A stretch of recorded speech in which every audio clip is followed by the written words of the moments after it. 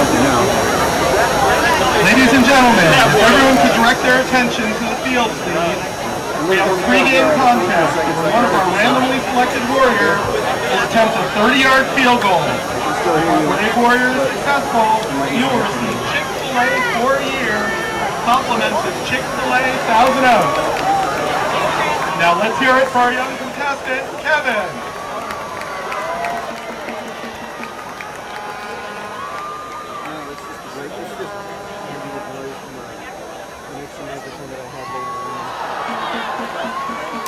Kevin was a little bit short, but let's give him a round of applause.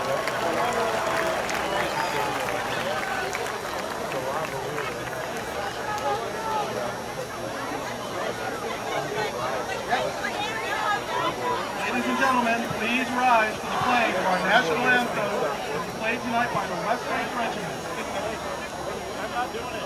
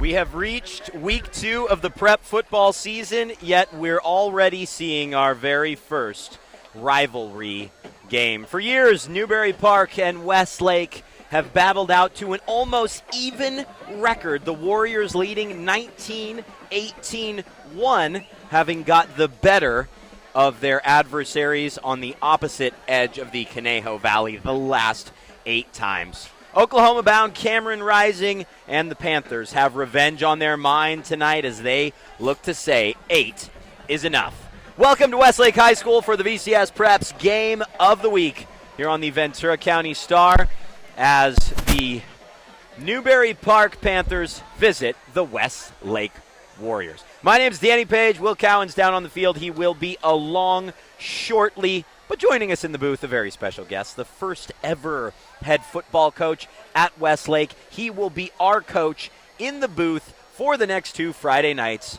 George Contreras, welcome, sir. Thank you, Danny. Good to be here. Pleasure to have you here, Coach, and to go through the motions of what should be a pretty enthralling game tonight. Would you agree with my open there that Newbury Park wants to win this game, not just for tonight, but really for the teams that haven't beaten Westlake since, 1997? Right. 8 straight wins for the Warriors. And I agree with you. I think this is a big game for their program. Obviously, Westlake playing in the Marmoni League is one of the big boys in the county. And a win here would be a very good thing for them psychologically. And again, I think it's something they think it's time. It's their time. You want to talk about the big boys in the county. Cameron Rising is one of them, isn't he? As we bring in Will Cowan here. I mean, this kid is such a spectacular quarterback. It's almost criminal that we haven't seen him on the Game of the Week yet over these last 2 seasons. We're excited to see him tonight. Yes, so am I, Danny. We're really excited to see him. I'm excited to see his ability to lead this team, as Coach Contreras was saying, in an effort to make up for 8 years or so of unfavorable scores. His control of the pocket, the pass protection, and the tempo of the game are critical for tonight's matchup for the Panthers. When you talk about unfavorable scores, I think we were all just stunned to see the count of the Westlake Alito game last week at halftime. How do you get your team to rebound from something like that, Coach? I think the big thing is you have to just get back to the basics of what your program is built on. Which is very substantive if we're talking about Westlake. And I think for Westlake, they have to understand that, again, they have a very young team this year. They have seniors who are playing, but they're not experienced seniors. And they have some good young players coming back, especially in their skill positions. So I think the important thing is to understand that game's behind us. We have to just put that thing to bed and move on. I think in talking to Coach Henney this week, he believes that's actually what's happened, which is a good thing. And again, as I mentioned earlier, the important thing here for Westlake is they're in a 4-team league, and with a young team, that gives you 7 games to find your identity and find out which kids are your players and which guys maybe are some suspects. So I think this is going to work out for them. I see them getting better and better as the year goes on with these young guys getting their experience. I'll open this up to both of you. What does the tempo need to look like tonight if this Westlake team is going to be successful? Well, for me, Danny, I think for Westlake, they're probably going to slow this game down a little bit and try to keep Mr. Rising off the field would be my guess. I agree. I think for Westlake, they'd like to see a game perhaps in the 30s. They don't want this to be a high-scoring shootout. I'm not sure if they've got the weapons at this point of the season to do that. And, of course, Newbury Park scored over 60 points in their first 2 games, in each of their first 2 games. So tempo and keeping the game under control early, I think will be a key thing for Westlake.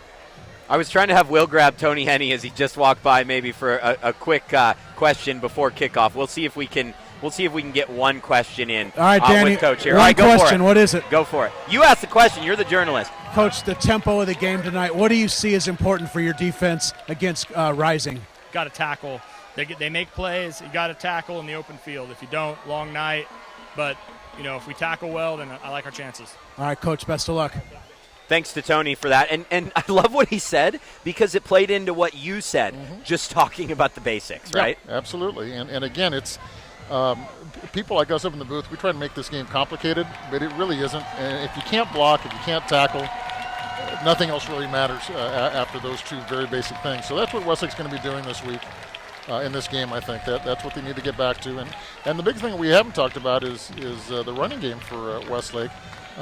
Ryan Matlock, who has been a wide receiver for 3 years in the program at Newbury Park, was moved to running back this year. In his first 2 games, he's just been outstanding and really taking a lot of pressure off of the passing game and Cameron Rising.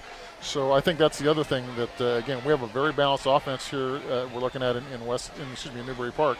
So Westlake's defense going to have their hands full trying to stop them. Well, and you talk about players emerging as well, like Chris Brooks, who maybe it's not fair to say emerging, but with his injury last season against Bishop Diego and kind of the emotional toll that can take missing a game like that and going out of the playoffs, he's getting back into the swing of things as well. Obviously Marcus Evans as a lockdown corner is really the rising of the defense in some ways. Yes, and again, I think with Brooks, putting him out to a wide receiver, a slot position, again, more chance. He's a very electrifying open field type player and gets him a little bit out of that heavy duty hitting. So that's a good spot for him, and again, he'll be a kid to watch all night tonight. In fact, we're going to watch him right now. Chris Brooks is the far return man. The one on the near side to the left is Mateen Johnson. They'll be in your picture momentarily. Westlake kicks away, and we are underway. A short kickoff taken by Brooks at the 9-yard line. He's going to try to sweep it to the right, now cut back up to the left side. Has a little space to get around the corner, and is finally run out of bounds at the 36-yard line. Great starting field position for the Newbury Park Panthers in all white, black helmets, black and gold trim. Westlake in, as you can see, a bright orange with blue helmets, of course. Newbury Park coached by Jason Klein. And, Coach, what an opportunity for Coach Klein to step in. Absolutely. Longtime assistant coach, defensive coordinator at Newbury Park, great young coach. And when Gary Fabricus decided to step down at the end of last season, he was the natural guy to take over, and he did. And I think he's going to do an outstanding job. So here is Cameron Rising. He'll start, how else, with 5 wide. Rising, one day a record breaker for Newbury Park, going for it all, and it's actually off the hand of a Westlake cornerback. Nolan Brooks coming over to get a paw on it and make the play. Very testing nice his defense early on first down. Yeah, good coverage by Brooks. Excellent job.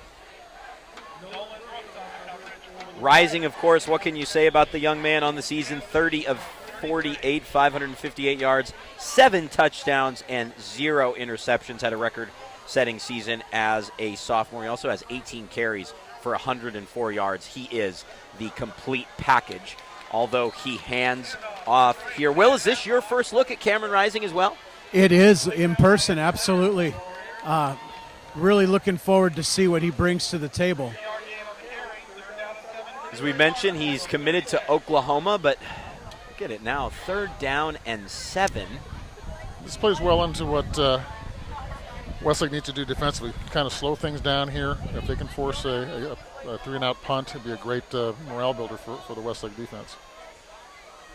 Rising, plenty of time to throw. Tipped up in the air and intercepted. The wide receiver couldn't handle it. Now returning it to the near side is number 1, Nolan Brooks. Brooks cutting back to the right. Needs to pick up a block and get around the corner, and he's eventually tackled at the 16-yard line. What a start for the Westlake Warriors. Big play for Westlake. Again, Rising, that's only the 2nd interception he's thrown in his high school career. And again, we're inside the 15-yard line here.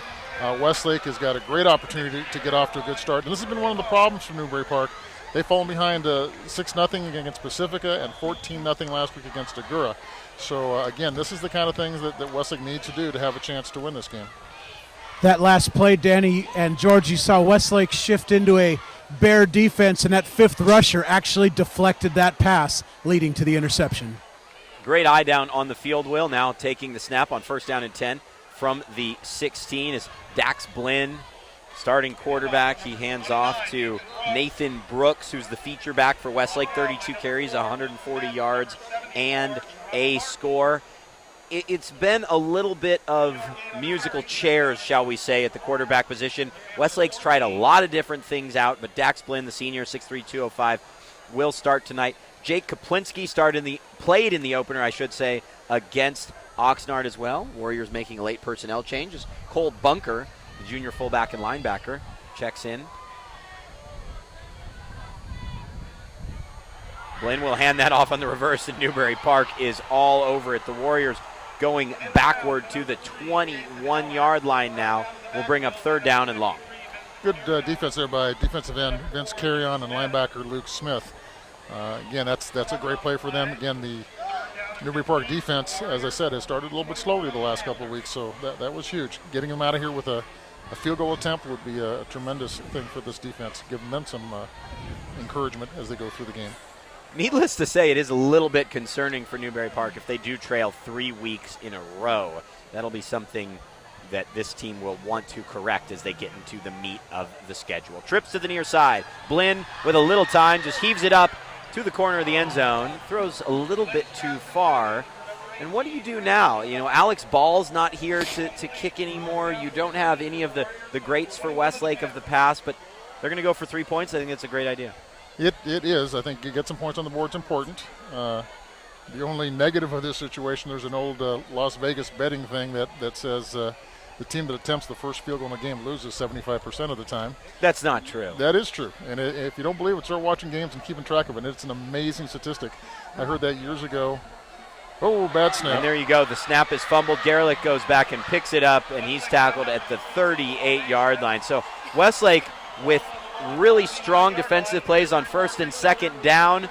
They intercept the football, and then they just basically start going backward. And now Newbury Park will take over. No harm, no foul. About a minute and a half elapsed off the clock. That's it. Yeah, again, for the Westlake defense to get on the field, they just need to do it again somehow. And for the Newbury Park defense, a great series for them, especially the way they've started the last 2 games. This is huge, getting both good field position and not allowing any points to get on the board. So Rising goes back to work. His 2nd interception of his career, I believe? Yes. You're seeing that shift I talked about earlier from Westlake. They're jumping down to a 5-man line, and it's got the Panthers a little edgy, Coach, on the offensive line so far. It looks that way. I don't think that's something they've shown in previous weeks. So, again, they just have to settle down, rely on their snap count, and not make these kind of mistakes that slow the offense down. If you were making that statement at the beginning of the game to me, coming in and had not said what team you were talking about, I would have thought you were talking about Westlake, of course. But they seem to have some composure tonight, even despite the penalty. Right. I guess we picked that one wrong. Yeah, no, right. It must have been the defense was offsides that time. But still, Westlake seems somewhat cool coming into this contest. I and agree. I think it's benefiting them agree. at the moment. And again, that might be some of the residual effect of playing down in Texas and playing some big boy football, that this situation doesn't faze them. Here's Rising, room to run, and gets to the 46-yard line. You can see there, Danny, that's one of the disadvantages to that 5-man rush and man coverage. It does leave the quarterback some opportunity to scramble. I think it'll be interesting, and of course, as we go through the Westlake defense, the star is clearly Cameron Trimble, 17 tackles, 2 picks. How Trimble is assigned to cover Newbury Park in the air, as well as Rising in his ability to run the football.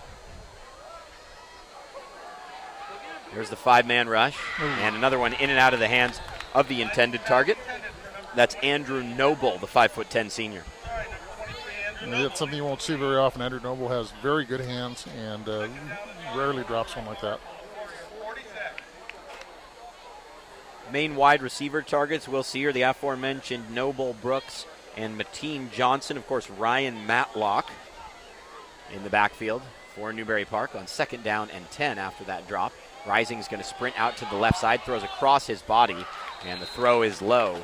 3rd down and 10. He doesn't look terribly comfortable out there. No, they're putting some good pressure on him, making him move around a little bit. Difficult assignment there, trying to throw on the run while moving to the left. Might be a little easier later once he gets into rhythm, but right now the Panthers are struggling for their offensive identity. 3rd and 10. And not even a third of the way into the first quarter here on the VCS Preps Game of the Week here on VCStar.com. Rising on 3rd down and 10, looks straight to his right and just overthrows his target. He and Mateen Johnson just weren't on the same page. Sometimes at the high school level, Will, those timing routes don't always time out. Well, what you saw there, Danny, was a 3-man rush with 8 men in coverage for Westlake, and you are exactly right. Rising, probably his clock is a little off, and he threw that ball too soon before the receiver came out of the break. Looks like they're going to go for it here on 4th down. And now they bring in the punt team. The punter for Newbury Park is number 32, Dario Longhetto.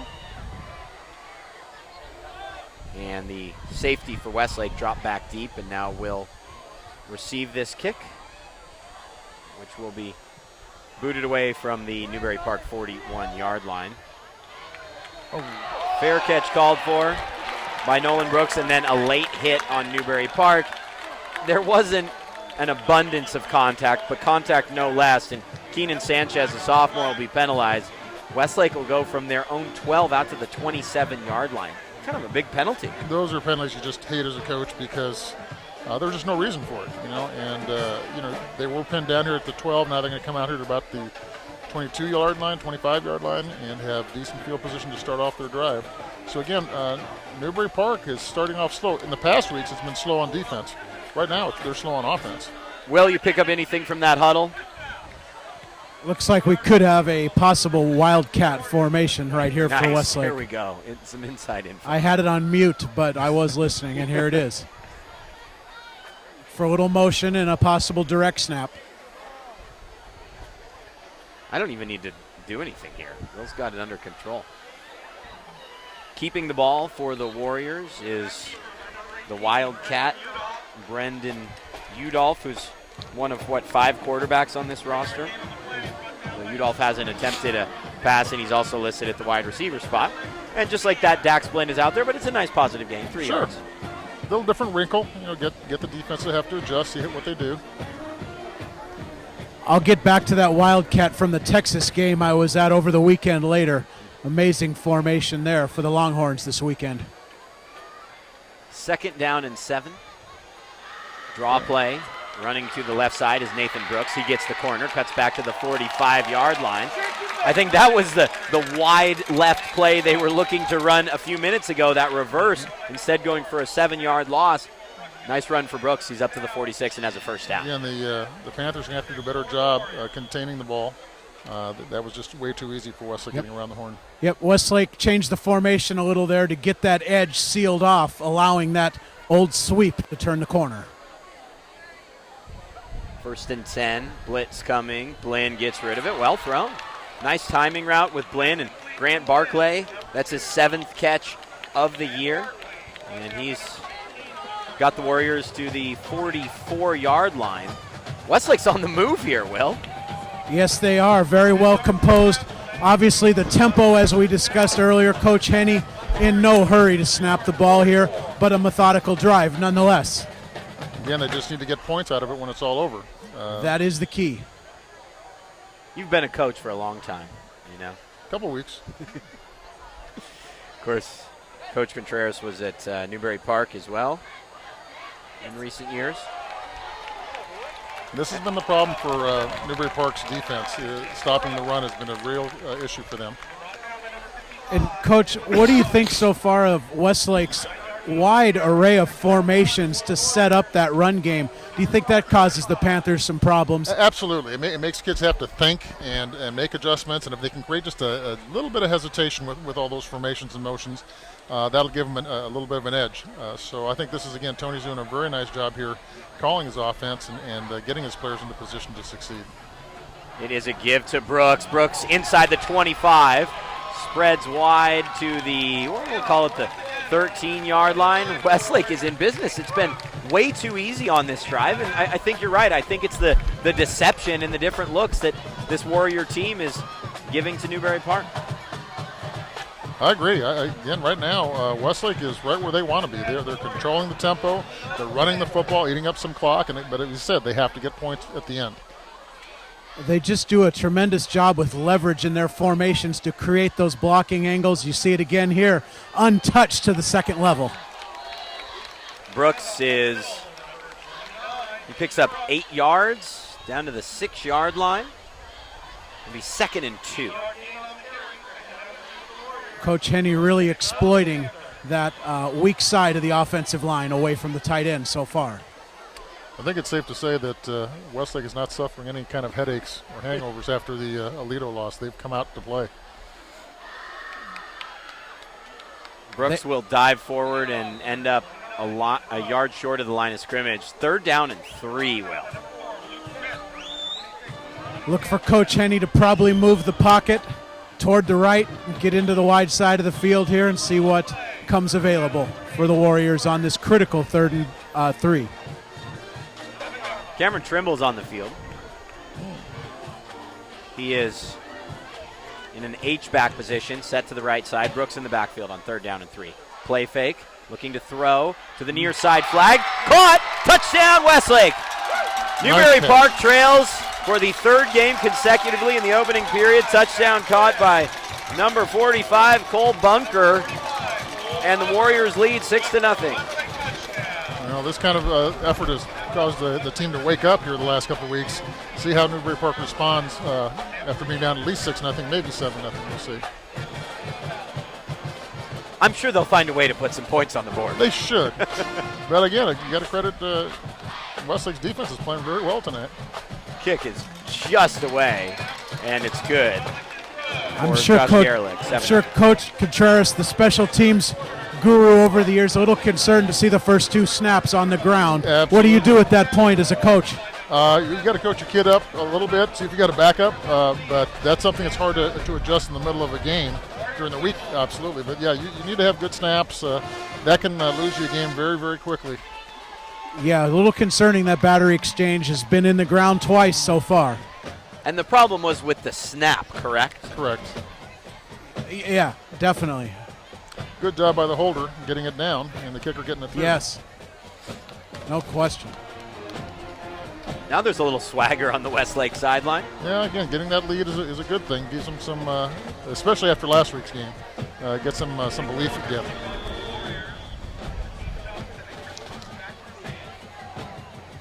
Same duo back to receive for the Panthers. Brooks takes it from the 2 on the left side. There's a bit of a wedge for Brooks. Ooh. Exploits it. Now he's near midfield. It's a foot race for Brooks. 25-20, 15-10-5, touchdown Newbury Park. No penalty flags on the field. They trailed for a mere 14 seconds. Special teams failing the Warriors for the second time in the opening nearly 7 minutes, and it's 7-6. Well, again, we said Brooks is an explosive player when he gets in the open field, and he definitely showed it there. Lots of speed in that young man.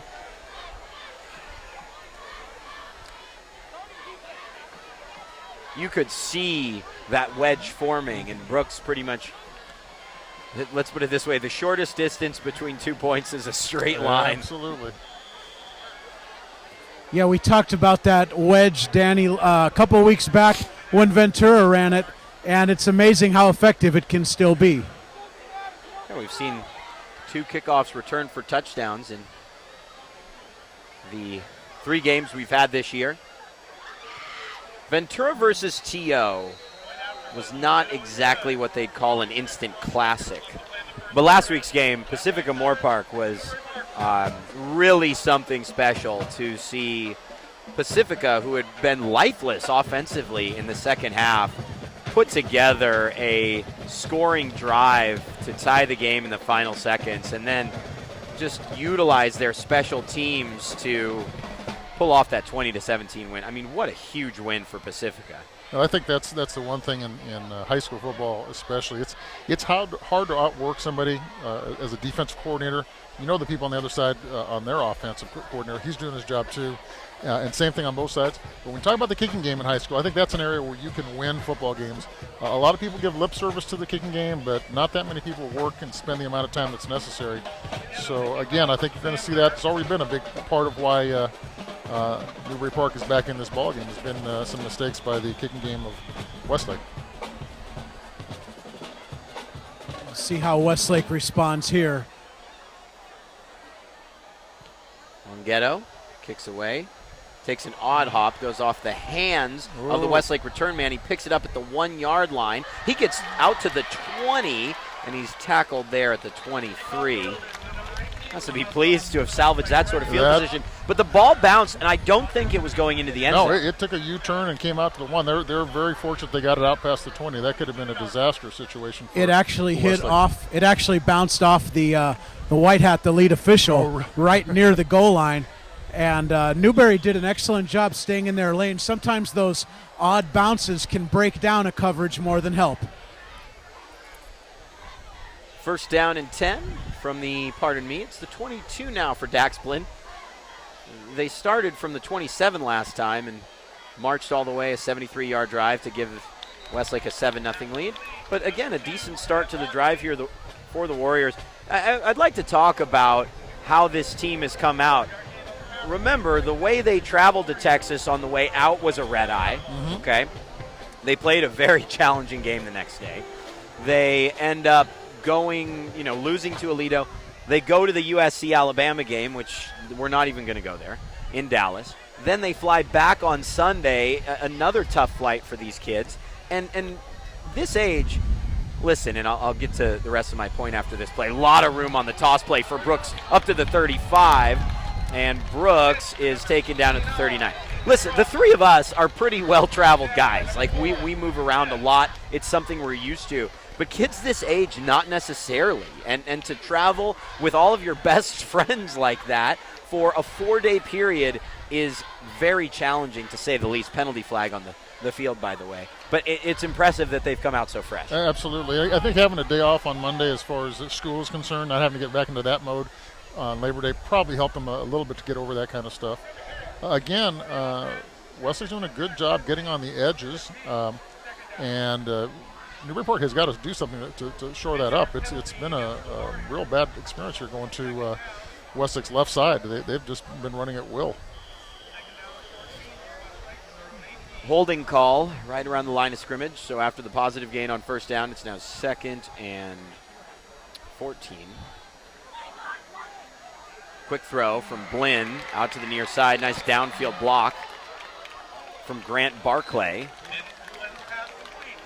And that's a gain from Michael Carner. 2 yards short of the first down. Newbury Park has been switching in and out of a 3-man front and now a 4-man front. So again, they're trying to come up with some kind of an answer to what Westlake's doing. Looks like they're back in their 3-man front now. Very interesting. Newbury that time, as you said, brought 2 of the linebackers out of the 5 they have aligned in the box. Doesn't seem to be phasing Westlake's protection at all. Trimble checks in as well. Dax Blinn will go from under center. I formation, 3rd down and 1.5, we'll call it. Blinn, hands off, and surging for a first down is who else? Nathan Brooks. Off-tackle power that last time, Coach. The backside guard pulling around, creating a first down. Yeah, again, the Westlake offensive line is doing a very, very good job. They're taking it to the Panthers at this point. And again, this is a young line for Westlake. They've only got 1 returning starter, so they're growing up quickly. 1st and 10 from the 33-yard line. Here's Brooks again. Brooks spins forward and picks up 4 yards. I think Coach Henney will be pleased if he has 30, 35 carries on the night. They're just going to ride Brooks in this running game. Absolutely, and they should. I mean, they're picking up 4 or 5 yards every time they do it. So go with it, and again, keep that clock running, keep the ball out of Rising's hand. That would be a good thing for them. Trying to think through my head of how many passes Rising has completed. It's either 1 or 2 at this stage, and 10 minutes into a game, Cameron Rising's completed maximum 2 passes. You're in a good place. Absolutely, and here they go again. Bouncing off a tackler and picking up extra yardage is Jason Heller, the 5'7", 145-pound sophomore. Little undersized, but a nice change of pace down there, Will. He really is a nice change of pace, and again, Westlake, those pulling guards are so effective creating those seams.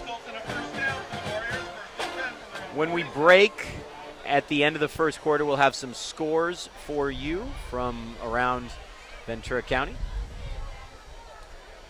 Tommy Rick, Brandon Macias for the Warriors. Excellent job thus far in the blocks for the offensive line.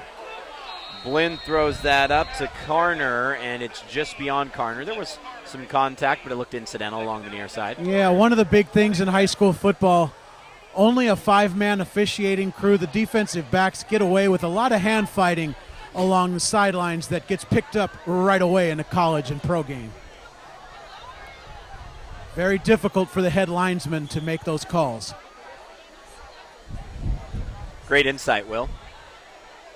2nd and 10 now. See a Wildcat again. Brandon Udolph, the junior, will take the snap with Heller to his left. A little bit of confusion there in terms of who was going to keep the football. Not to mention, Udolph was kind of hanging the ball out there a little bit. He's lucky to hang on to it. Yeah, nice tough run by him. Got through some traffic, picked up a few extra yards. 3rd and 10. And you feel like this is an important play for Westlake to continue the momentum that they've established. Even despite the kickoff return for a touchdown, they still feels like the Warriors are somewhat in control of this contest. So far, I have to agree. It's because the ball hasn't been in Rising's hands. Right. Blitz coming. Blinn gets rid of it. Complete. 1st down and more for Barclay. Down to the 15. Cuts back and is tackled at the 10-yard line. 1st and goal for Westlake. Fine delivery under pressure from the senior signal caller.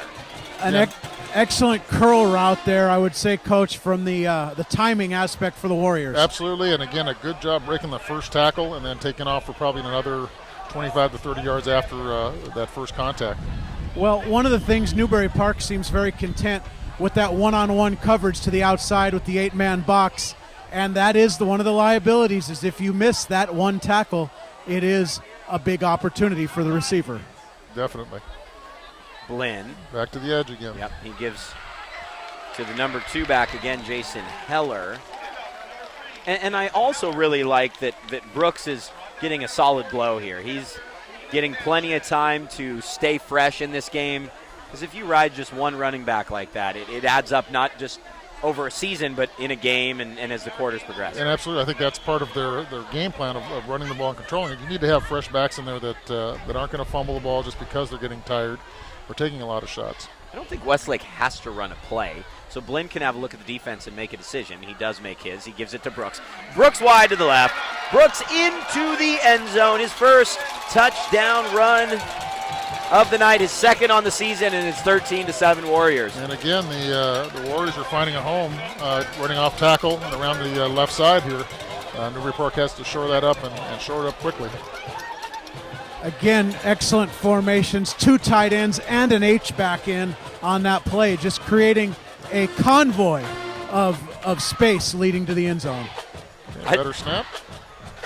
Was a better snap, Yep. and a lot of distance on the kick. I think this is going to shape up to be an interesting game for the main reason being that Westlake right now is able to do what they want. Long, sustained drives, using, a lot of times going to third down and then picking up that third down conversion so that they're able to use a large chunk of clock. This drive lasted 5 minutes and 7 seconds. That's one of the things that can be very demoralizing for a defense is when they're giving up third down conversions and keeping drives alive. And again, giving that other team that wants that clock to run, at that point giving probably another 90 seconds, 2 minutes more time off the clock because of that first down. So again, Newbury Park has got to get some stops and get some quick stops here soon.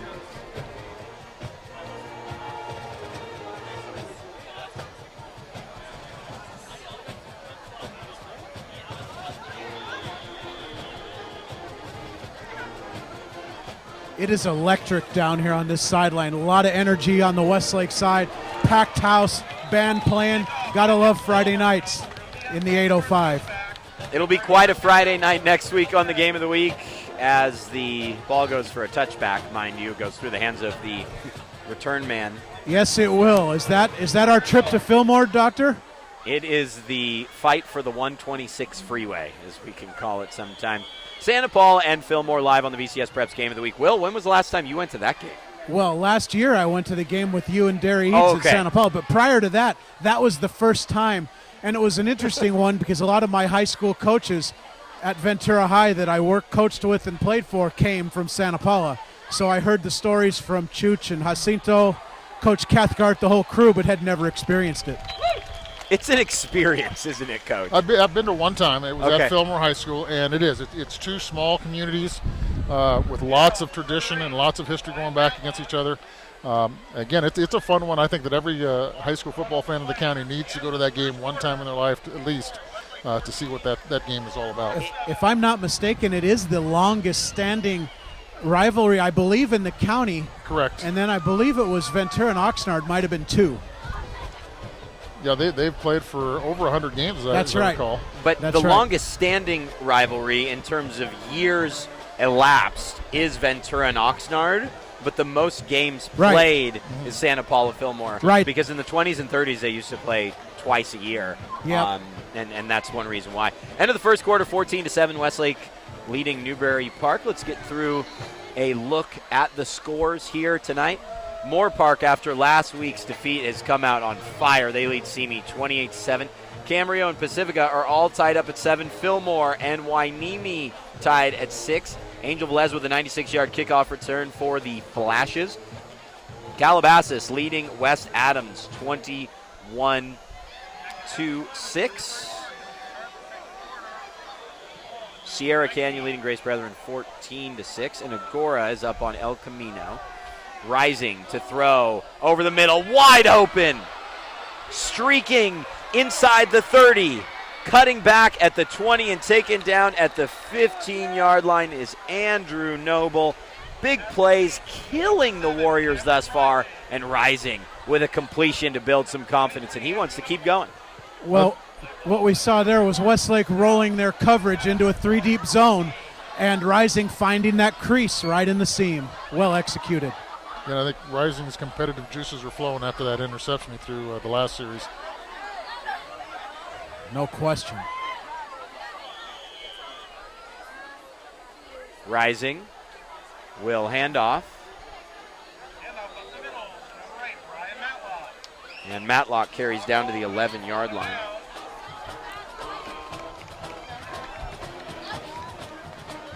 Positive gain, 4 yards. It can be a play like that that can really just open up a contest for a quarterback like Rising. And one of the things that can be very, very demoralizing to a team like Westlake is you're doing the right things, you're marching down the field. Let this play go off. Rising, sprinting right, throwing it toward the end zone, and it's picked. It is picked off by the Westlake Warriors. Cameron Rising with more interceptions in 12 minutes and 53 seconds tonight than he has had in the prior 16 games in his career. Great job by the defensive secondary there for Westlake. Again, they've come to play. And again, I think that's a tribute to their coaching staff getting these kids ready to go after last week's trip. Jalen Turner, number 11, coming from his cornerback position to rob an inside throw. Very, very, very heady play from the young defensive back. Yeah, great Only a read from junior. the junior, yeah. Tremendous from Jalen Turner. Those are the type of plays you have to make against a quarterback like this, though. Absolutely. When you get a chance, you've got to make it. Play fake, backside blitz, and Blinn just barely gets rid of it. Pass is complete, caught by Grant Barclay. He just hung it up there for Barclay, and he makes the grab at the 44-yard line. Well, what we saw there from Barclay was the old chair, the out and up route, Coach. What did you think of the execution? I thought it was well executed. Again, one of the things tonight, the Panthers' defensive secondary is in a little bit of trouble. They lost their free safety, got injured last week, and in the scrimmage a few weeks ago, they lost one of their best corners in Tavis Valenzuela. So they're doing a good job. Westlake is picking on some of these new guys and playing new positions.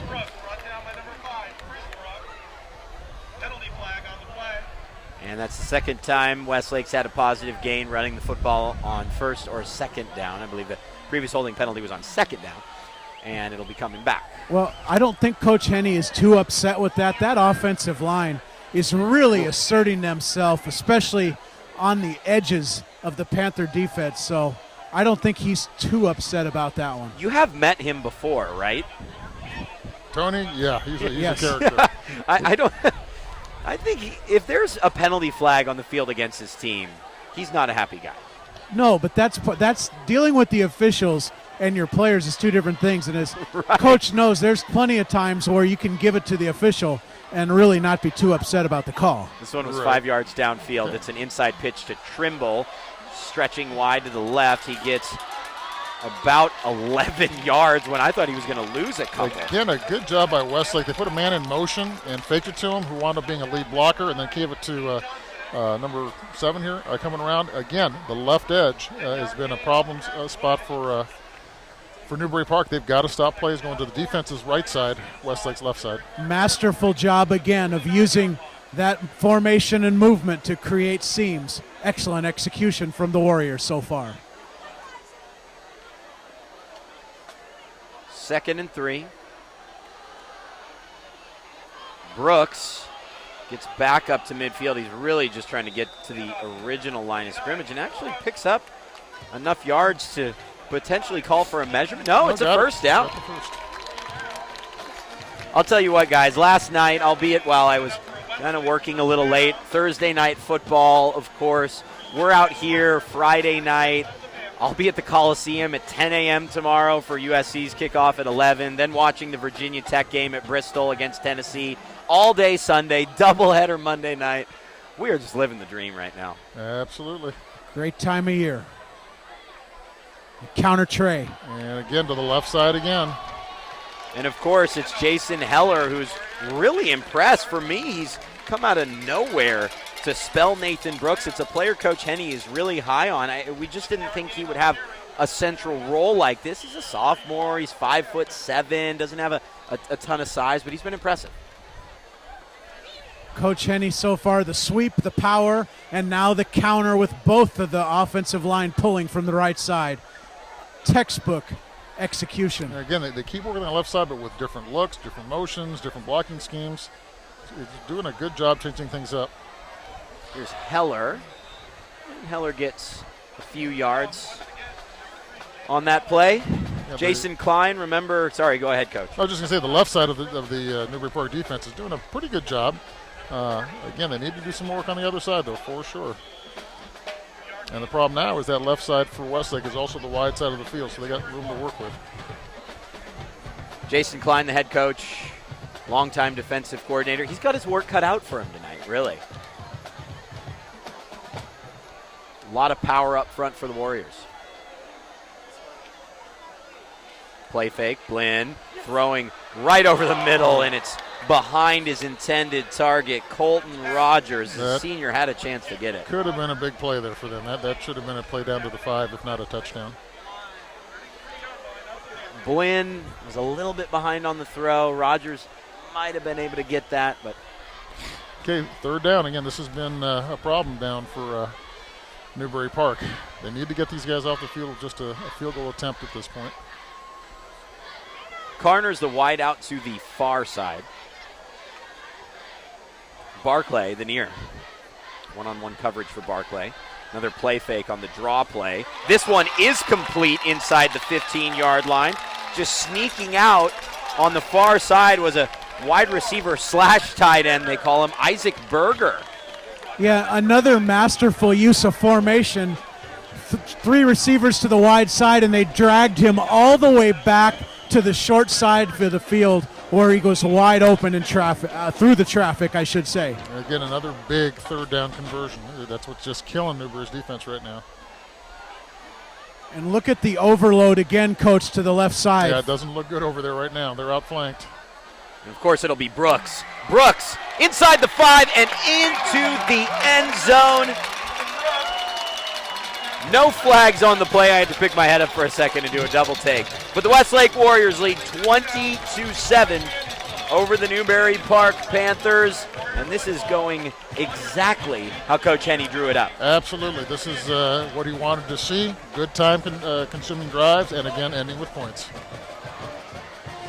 Well, Coach, one of the things I'm noticing, the Newbury Park defensive tackles seem to be playing pretty hard inside in those B gaps. Is that part of the challenge, maintaining the edge in this defense? It is, and right now they need to come back with their 4-man line and have some people in the C gaps that can help out with that.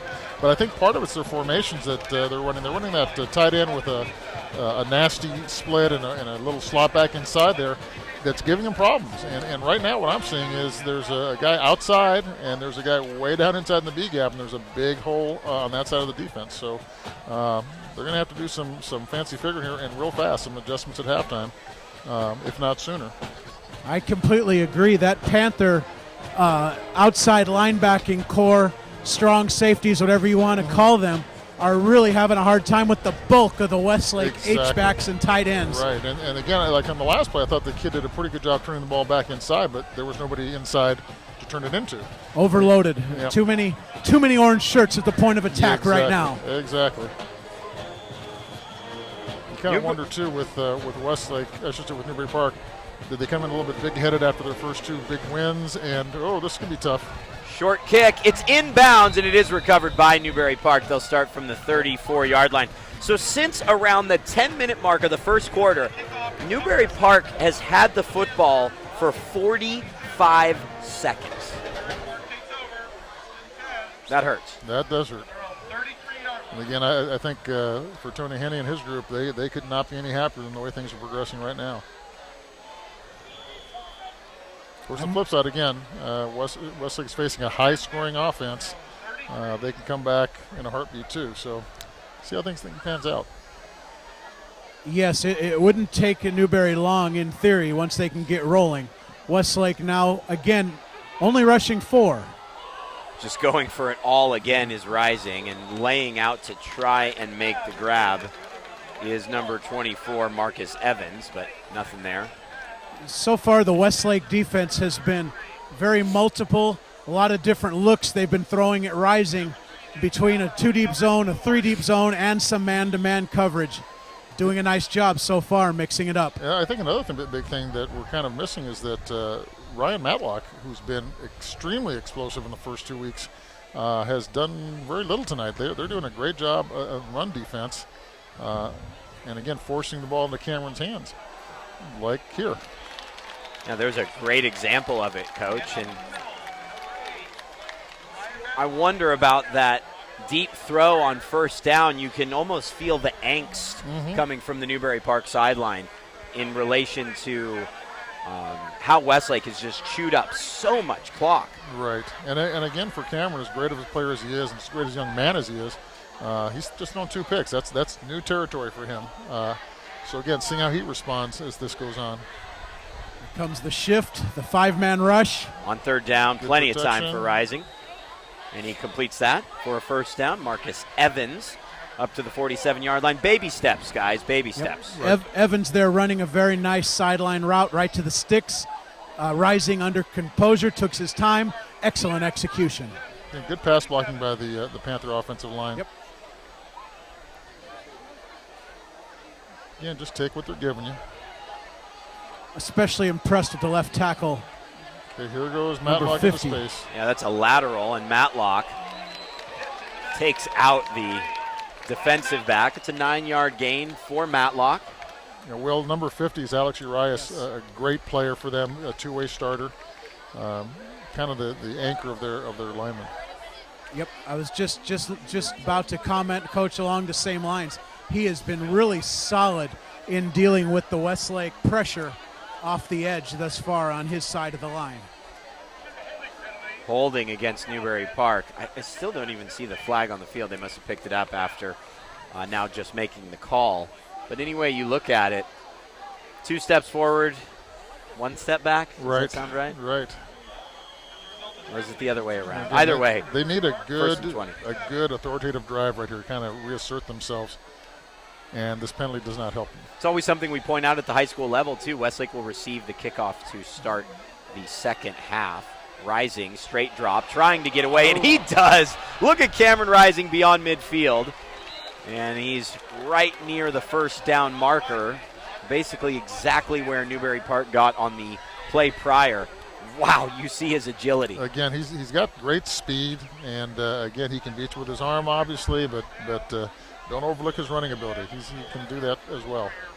That last play, Coach, Westlake dropping back into a 4-deep zone, maybe dropping a little too far when you have the likes of Rising in the pocket. You'd like to keep somebody spying on him at a linebacker position, I would think. One would think. Rising again beyond the line of scrimmage, and Rising carries a would-be tackler all the way down to the 30-yard line. Back-to-back runs for a first down by Cameron Rising. If he's struggling a little bit throwing the football, well, he's making up for it with his legs. Again, he's a very cool customer, and I think, again, if we can somehow come up with a touchdown on this drive, that'll get everybody going again. Very important drive for them. And given how quickly Newbury Park can score, you can give them the ball back late in this quarter with about 12 seconds left, and they still have a shot. Sure, again, they scored 62 points last week on 35 plays. Yeah. Ask Ole Miss on Monday night how that works out. Right. Rising toward the end zone. What a play by the defensive back. He's had a couple big plays tonight. Has Jason Heller, number 3. Oh, was it Heller? Yeah. I thought it was number 1 down there, Nolan Brooks, but it's Heller. It was Heller in that cornerback position. He has made some plays. He and Nolan Brooks can get their hands on a lot of balls. Right. Great job getting his hand through the receiver's hands and breaking that thing up. That should have been 6 for Newbury. Good call, Coach. An excellent point. Defensive back play is always trying to play the ball through the hands of your man. Second down and 10. Rising, a ton of room for Matlock. And Matlock gets 8 yards. 3rd and 2, just past the halfway point of the second quarter on the VCS Preps Game of the Week. Live here, vcstar.com. The game will be archived on the Ventura County Star website as well. Third down and 2. Is the Duck story archived as well somewhere? I'm sure it's somewhere. Maybe we had our producer Anthony Placencia go in and edit that one out. Okay, here's a power I formation out of Newbury Park. This is something new for them this year. Matlock picks up the first down. Haven't seen that formation from Newbury Park since Chris Pagliaro was the head coach back in the 1970s. That was way before the run and shoot offense hit the Panthers. Absolutely. But even so, the Panthers were one of the first local teams with that wide open passing game. I remember asking George Hurley about that a long time ago, and he said, yep, before we did it, we used to punt the ball a lot.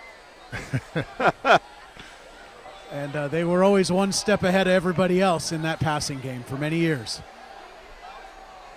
Toward the corner, and it's just overthrown. Intended for Marcus Evans. Rising still doesn't have his rhythm. No. He's been throwing deep a lot on first down, and he needs to maybe look a little bit underneath, see what they're giving him. Again, we need to get a score out of this group here for the sake of their daubers. They got to get him up here. Just a junior, burst onto the scene as a sophomore. Cameron Rising, headed to Norman, Oklahoma, but he has struggled tonight. I'm guessing he'll find his rhythm. Here he goes. Blitz coming, gets away, nice cutback, dives down to the 10-yard line. And he has the kind of size where you're not necessarily worried about him and sliding down as well. He can use his size to shield off defenders, and at the high school level at least, take them on. One of the things we haven't touched on, and I know Coach knows about this one, the emotions for the players the week building up to these rivalry games. Right. And all the hype, and with the social media the way it is now, it's got to be hard to stay focused at times on the task at hand. Back to the power I, Coach. Second back. Give to the up back. Yep. Looks like it's good for a first down on 3rd and 1. We might see a measurement. Give was to Kalani Sanchez, and we will have a measurement. Yeah, well, that was one of the things that Jason Klein really wanted to volunteer and talk about, was the team's social media policy, that it really follows you wherever you go, that employers follow social media. Kids want to be able to express themselves, but to what end? There is no question, and the NCAA, with their new legislation, is actually allowing the coaches to interact and view the social media more. So if you're a recruiter, you know what you're looking at. Rising dives forward on 4th and inches, and he picks up the first down for Newbury Park. 1st and goal for Newbury inside of 4 minutes remaining.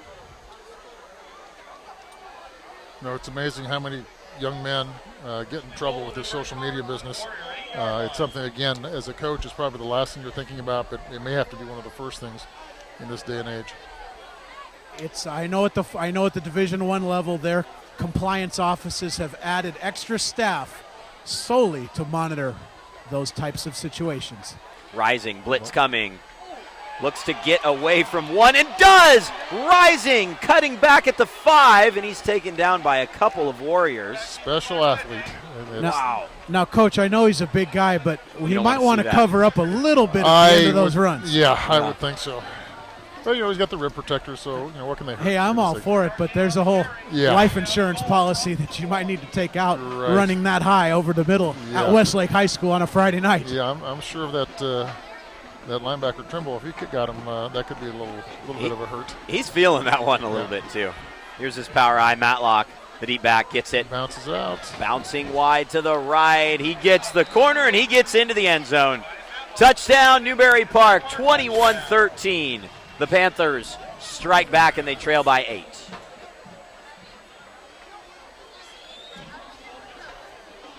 Well, now it's a big question here. If they score this down 21-14 with a little under 3 minutes left, can Newbury Park's defense hold the fort down? Right. Well, Coach, if you're Westlake, don't you think you run a couple plays, and if you do get a first down or two, that mentality probably turns into a 2-minute drill? I would think so, yes. But if not, it could turn into run as much time off the clock as possible. Yeah. I think that's how you start, to be honest. Yeah, you want to take a lead into the half. Yeah, absolutely. And I think, again, from the Newbury Park standpoint, this has probably been their worst half of football in a long time.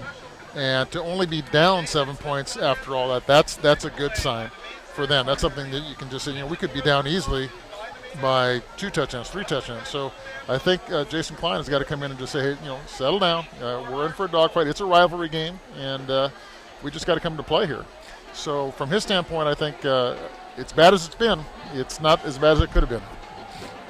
That's a great point, Coach. I agree completely. And we'll talk about those halftime adjustments later. But right now it'll be very interesting to see if the Newbury Park defensive front can get Westlake off the field and get the ball back to Rising, because I do believe a score here, and then I believe they get the ball to come out. Is that correct? Right. Yep. Right. That is correct. So this is a 2-for-1 for Newbury Park if their defense holds in this minute. 2:58 remaining.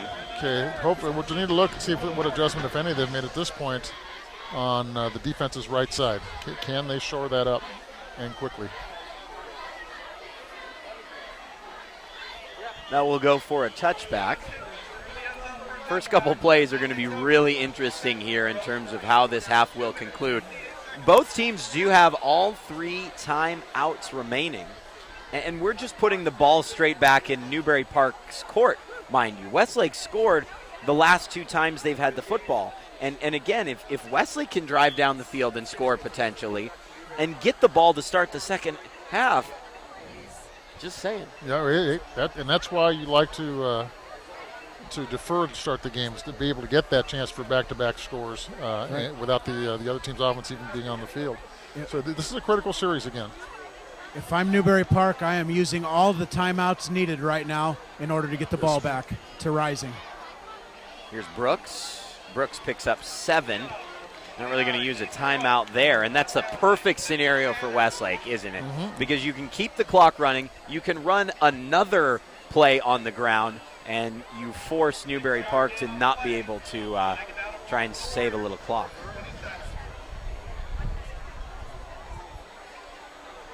Well, Coach, your 4-down line has come to fruition here. They've moved into a 4-2 front. And they're slanting to the wide side of the field. And they're still picking up some yards, but not the big ones like they did before. Probably a first down. Yeah, it is a first down for Brooks, the change move.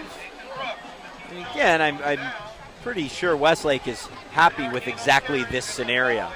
Oh, yes. I agree with you. I'm going to take you through some scores as the half winds down. Oak Park trailing El Segundo 16-13. Grace Brethren down against Sierra Canyon 21-12. End of the half at Camarillo. Scorpions are tied with Pacifica. Moore Park on top of Simi Valley 35-7.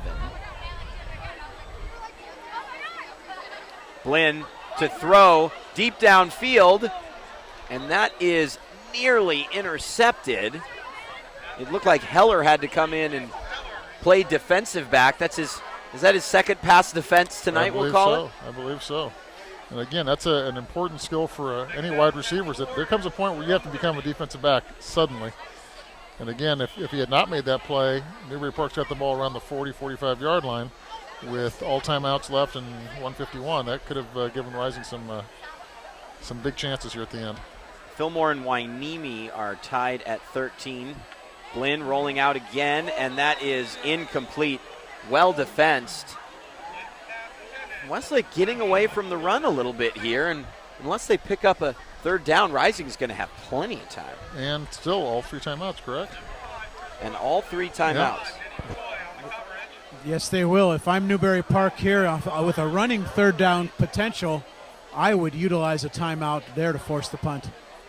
See what happens on this all-important 3rd and 10. At halftime, Ventura 21, Rio Mesa 7. The Cougars scored twice in the final 2.5 minutes of the half. 1:45 left here. Blinn on third down. He's been pretty strong so far, and he is again. Third down conversion. Pass complete to Michael Carner. Now Westlake will get into their 2-minute drill.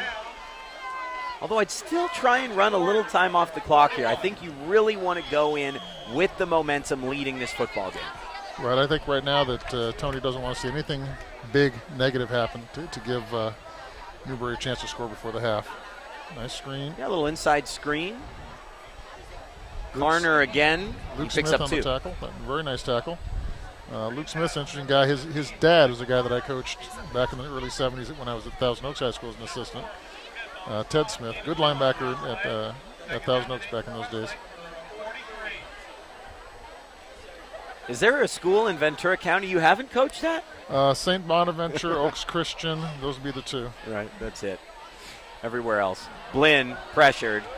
Oh, ball's loose. I think he threw the ball forward, and that's an yeah. incomplete pass. He was very, very, very lucky. Yeah. Coach Klein wants a penalty flag for intentional grounding. And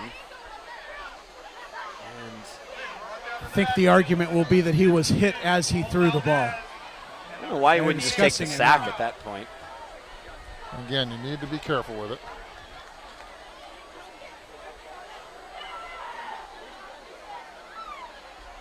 Ball security is so important at this phase of the half. The referees are saying it's 4th down. I believe it's 3rd down. 3rd down on the sideline. Everyone here in the stadium feels it's 3rd down except for the referees. And Westlake's going to take a timeout and talk this over. Well, the marker says 3rd down, 3rd and 8. Interesting, they did show the 4th down mechanic, They but did. I do believe it is 3rd down. We'll get to a trivia question in the 3rd quarter of the game. Will, did you hear what our trivia question was last week? No, I was in Austin. Enlighten me. The trivia question last week was, who was the head coach for Pacifica's first ever win over Oxnard? Oh, I do know the answer to that one. And Kent's like, well, see, we're trying to push him to a response. Right. And he says, well, I just don't know football like you or Will Cowan. We're like, you got it, man. That's Yeah. it. It was Will Cowan, the Yeah. answer. First time with seniors. That actually worked out nicely. A lot What of year was good that, games. Will?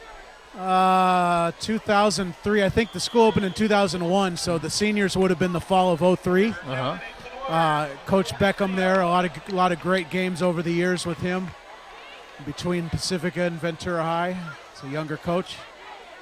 3rd down and 8. It is 3rd down, right? 51 seconds remaining. Blinn to throw, and that is behind the wide receiver. There's a penalty flag down. Pass interference? What do you think, Will? He got caught with his hand in the cookie jar. Good pass protection by the Westlake offensive line, giving Blinn plenty of time. Holding on the defense is what it'll be called. That time there, number 6, Jack NC for the Panthers got caught with an inside hand before the throw. That's good for 5 and an automatic 1st down. 46 seconds left in the half, and now Westlake will. Again, a 3rd down conversion, even though it's on a penalty. It was actually Chris Brooks, number 5. My mistake. Even though it was holding, they ended up giving Westlake far more than 5 yards, did they not? I could be mistaken in high school football. I thought it was 5 and a 1st. Otherwise, it would have been a PI for the whole 15. I agree, but it was 3rd down and 8. They ended up giving him 10 yards. Here's Blinn to throw. Sort of airs that one out. It is caught by Barclay, and that's incomplete. It might be a blessing in disguise for Westlake, actually. They don't have to use a timeout. The gain was only going to go for about 2-3 yards. Blinn doing a good job there, hanging in there with some good pressure on him. Yes, and that ball hung in the air for my taste a little too long for an out pattern. I'd like to see that shortened up. Brooks in the backfield with Blinn. They'll work from the 47, 38 seconds left. Blinn, lots of pressure, throws that. It is complete to Brooks. Clock running, and it's time for a timeout. Tony Henney uses that timeout. Did you see that, Will? The referee could not get the whistle out of his pocket. Tony wants some time put back on the clock because he called the timeout with around 30 seconds left, and the ref just couldn't get his whistle out. See if they're going to talk that one over. Yeah, well, you would think so, but it doesn't look like No, I don't well, think Joe Giraputo, the linesman near us, doesn't seem to have any intention of changing that. 3rd down and 1. It's an interesting scenario here. You obviously want to and need to pick up the 1st down. From there, if it becomes a 4th down scenario, do you consider punting the football just to ensure that Newbury Park can't score with the amount of time left? I would say here I'd go for it on 4th down if it got to that point. Just from the standpoint of like a block punt, they've had snap issues already tonight. So again, I would say I don't want to create a big play to get Newbury some momentum just before the half. Yeah, I don't think. Yeah, 2 down territory, Coach. I agree with you if you are Westlake. Potentially, Coach Henney called 2 plays. Run the ball now, pick up the 1st, take advantage of the stop clock, and then go back to the air. Not happening. Blinn Throwing Open. toward the near sideline. Caught out of bounds inside the 5 for the Westlake Warriors. Nolan Brooks. No, excuse me. Again, it is Jason Heller. Well, what you had there was the old-fashioned smasher out where the inside receiver ran a corner, and the outside receiver stopped very short to draw the corner in. The ball went right over the top. Excellent execution again from the Warriors. Textbook play, and again, another third down conversion. If there has been a player that has contributed to this current result that really came out of nowhere, it has been Heller. Blinn pressured, throwing to the end zone, caught, touchdown. Carner in the corner, and it's 27-14 Warriors. A great route, good job getting his feet down. Again, Westlake's come to play tonight. They've put a lot of things behind them, and this is so far has been a statement half for them. That again, Coach, we've talked about that one-on-one coverage from the Panthers on the outside. Westlake's timing, phenomenal in those one-on-one routes. Right, and again, I think the young offensive line that the Warriors has been doing an outstanding job tonight, protecting their quarterback by and large, and allowing him to take advantage of those one-on-one situations on the outside. Well, again, if I was Tony Henne, I'd be saying thank you to the big guy upstairs. This has been a tremendous first half for them. And again, I think it's gone completely according to plan for them. They're happy with this. Again, I think coming in, if they felt that this is going to be a game played in the 30 to 40 point range, they'd have a chance. They didn't want to get into some kind of a 60-point shootout, and so they're doing everything they can right at this point. Beyond his wildest dreams, I think. It's been perfectly executed from the Westlake Warriors. Remember, as we always do, we're going to take a break at halftime. We'll come back right before the start of the second half. My name is Danny Page. With me, the coach, George Contreras. His first broadcast, sounds like he's been doing this for years. Will Cowan down on the sideline. This will be the team with you for the next 2 weeks. Next week, it's the 106th meeting between Santa Paula and Fillmore. Might even be more than that. Fair catch called for, caught at the 35. I suppose you try and pick up a first down and then let Rising throw it to the end zone. Why not? Yeah, just let them rocket one. Yeah, you get with a timeout to burn, you probably try to throw it anywhere over the middle, get a catch and a timeout and a heave is probably the strategy here for the Panthers. Needless to say, this first half performance is so heavily tilted to Westlake. I feel like we've been talking more about the Warriors than the Panthers. They've given us more to talk about. What's the attitude for this Newbury Park team going into the half? Well, they have to regroup, and they have to get back to what do they do best, and they haven't done that. Their thing offensively is throwing the football, and they've had a spotty go of it. Rising completes that. It's up to midfield, 6 seconds left, and now we'll see a Hail Mary. You would think. Complete to Ian Albasek. Well, I can guarantee you he can throw the ball 50 yards in the air. Oh, yes. This is one of those tip drills, Coach, that you always tell the defense to bat the ball down and not up. See what happens here. Surprised either team didn't take a timeout. Rising with plenty of time. He's just going to run the ball. Well, this is right into Tony. A lot of yardage, but it means nothing at this point. Again, I'd say that's a pretty much perfect half for Westlake. For the third game in a row, Newbury Park trails, but this time it's by 2 touchdowns at the half. The Westlake Warriors have controlled the clock without precise statistics. I think safe to say they've had the ball around 75% of the time in this game. A massive amount of possession for the Warriors. They lead the Newbury Park Panthers 28-14 on the VCS Preps Game of the Week. It should be quite a second half. We will return in about a dozen minutes' time. See you then.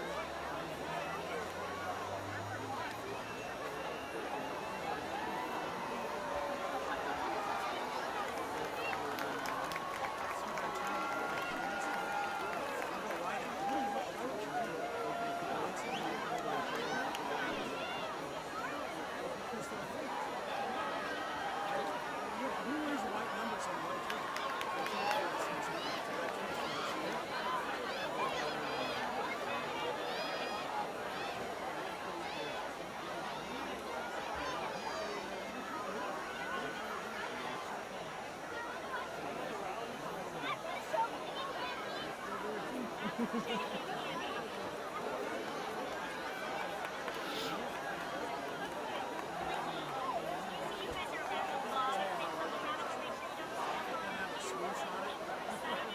guy is such a diva.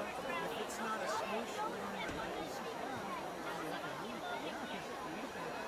they generate some ratings. I can't compete.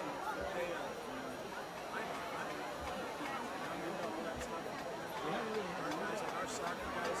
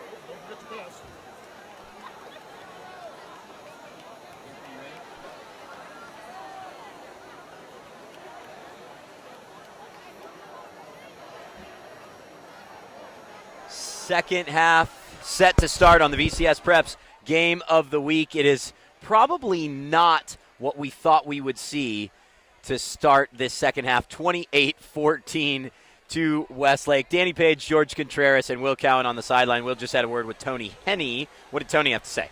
Well, we talked about the importance of scoring on this drive. Coach Henney wants to change the complexion of the game right now. Not that that would surprise anyone.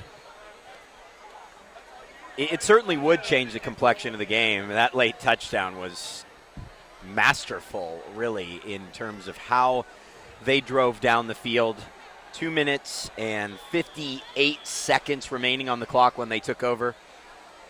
And now the Warriors, chance to make it a 3-score lead. Heller in the end zone, and he's really been a bright spot, hasn't he? Jason Heller has been outstanding. He's been outstanding. Kind of a come-from-out-of-nowhere kind of kid tonight, but playing big in a big game. I think the big thing here is not just going up by 3 scores if they could put this thing in. It's scoring back-to-back touchdowns with Newbury Park never having a chance at the ball between the end of the half and the start of this second half. So this is a huge, huge series for both clubs to impose their will on the other team. We'll look to see what adjustments the Panthers have made. They are still playing the one-on-one coverage outside. Got a 4-man line. A four-man line. We'll see what develops here. To give, what else to Brooks, and I have to say for Newbury Park up front, that's probably the best run defense they've played all night, and a great way to start this second half for the Panthers. Again, the left side of the Newbury Park defense has been doing a good job, I think, all night. It's what's going to happen on the other side, on that right side, which is now the wide side of the field for the Warriors. Can they hold up over there? Brooks is the feature back, although Heller, who we've mentioned, has been great at the defensive back spot. Here's that inside pitch to Trimble, the standout defensive player, and Trimble trucks a would-be tackler and picks up 12. Again, picking up where they left off on that left side of the Westlake offense. Again, nice play where, again, they put a man in motion who wound up being a lead blocker for Trimble, who came around a little bit on delay.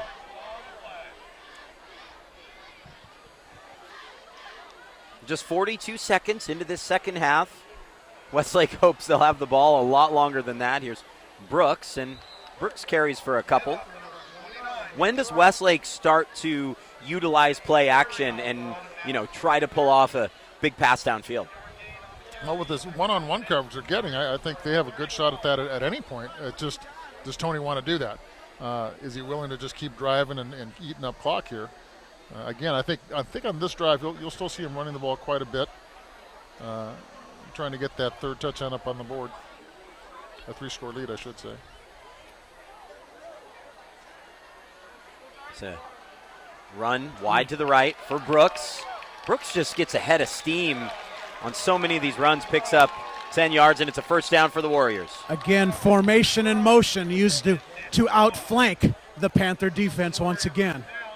Well, we can say something unique here tonight that I don't think we've ever said in our, 6 or 7 years doing the VCS Preps Game of the Week. The number 1 pick in the NFL draft is in the building. Yep, Jared Goff is here with Nelson Spruce, who is officially a Los Angeles Ram. Of course, now based up here in Ventura County. Heller trying to cut back after he stretched wide to the left. A penalty flag down in the backfield after the 2-yard gain. It was a late flag. It is holding, though. Well, Coach, the 2 guys to me on the Panther D that are really under distress are number 25, Nick Salona, and number 40, Kieran Sanchez. They are the outside linebackers of this 4-4 defense, and they have had their hands full tonight. Absolutely. They're facing a lot of orange shirts coming their way at the same time, and they're not real big kids. Sanchez is a sophomore, I believe. So they are, and they're doing a better job now of squeezing those plays in, but no easy task with the Westlake dynamic tight ends and H-backs coming their way. Agree completely. A bit of a break for Newbury. They'll take it. First down and 22 after the penalty, 2 yards deep in the backfield. Blinn will throw on first down, steps into the pocket, throws over the middle, and that's caught. Michael Carner with a couple of huge catches in this game. 30 yards, and just like that, Westlake working their way into Panther territory again, Coach Contreras. Great protection by the Warrior offensive line. The quarterback had all sorts of time. Again, I'm not seeing real good coverage in the secondary by the Panthers. Again, receivers are just getting open. And they can't do that if you're in one-on-one. You have to lock down your man.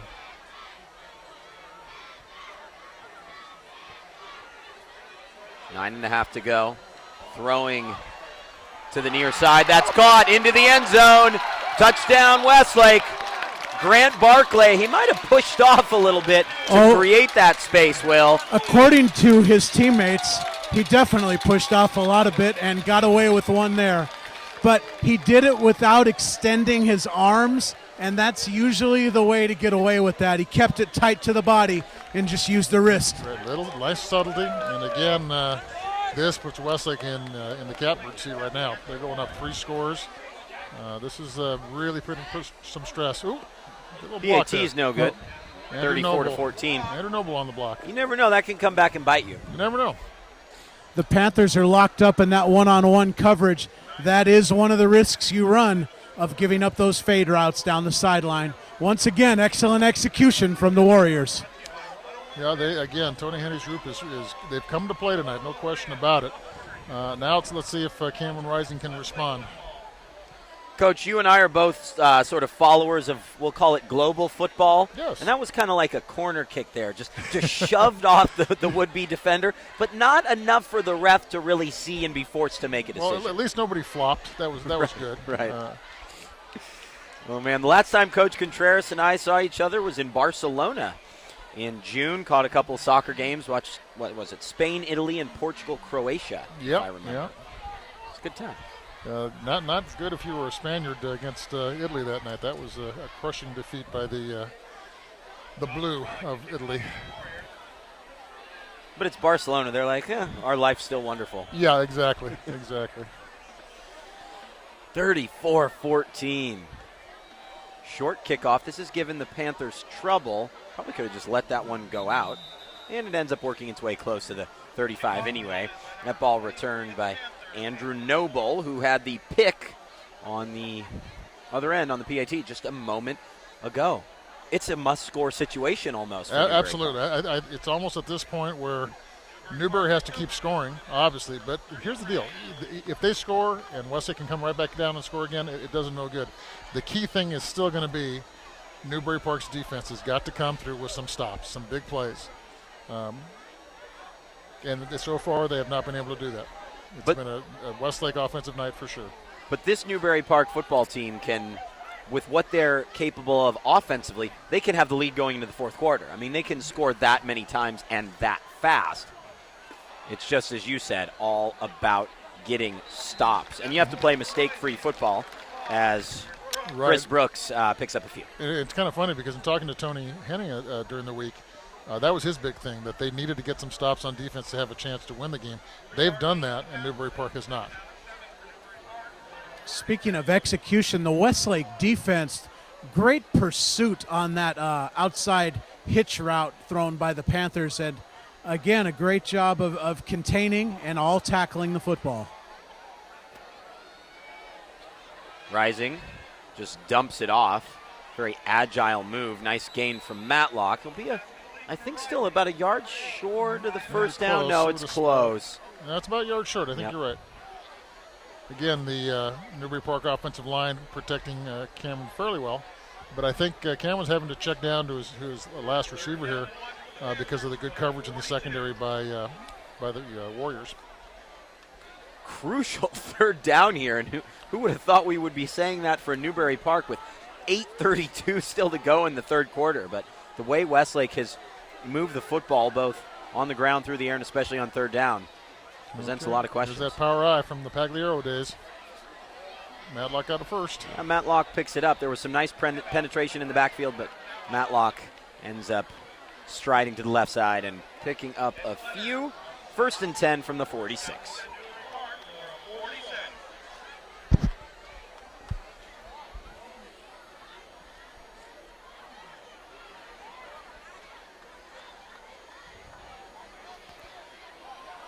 Approaching the 8-minute mark of the third quarter on the VCS Preps Game of the Week.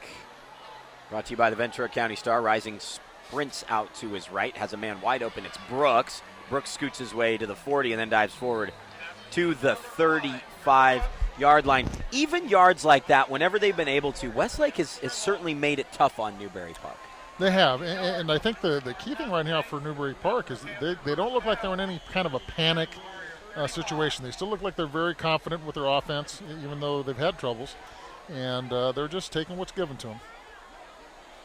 Rising, a screen pass underneath, goes for we'll call it a 5-yard gain. And I think at this point the Westlake defense will be very happy to see them just having to move the ball down the field in 4, 5, 6 minutes and 10, 15 plays, not give up that big, quick score that Newbury Park usually gets. Yep. Westlake doing a nice job keeping the ball in front of them, forcing the Panthers to work. Rising, rushing. Oh, he just gets every little extra yard, doesn't he? Another great run from Rising. He sure does. And going out of bounds there was a wise move. No need to take a hit unnecessarily at this point.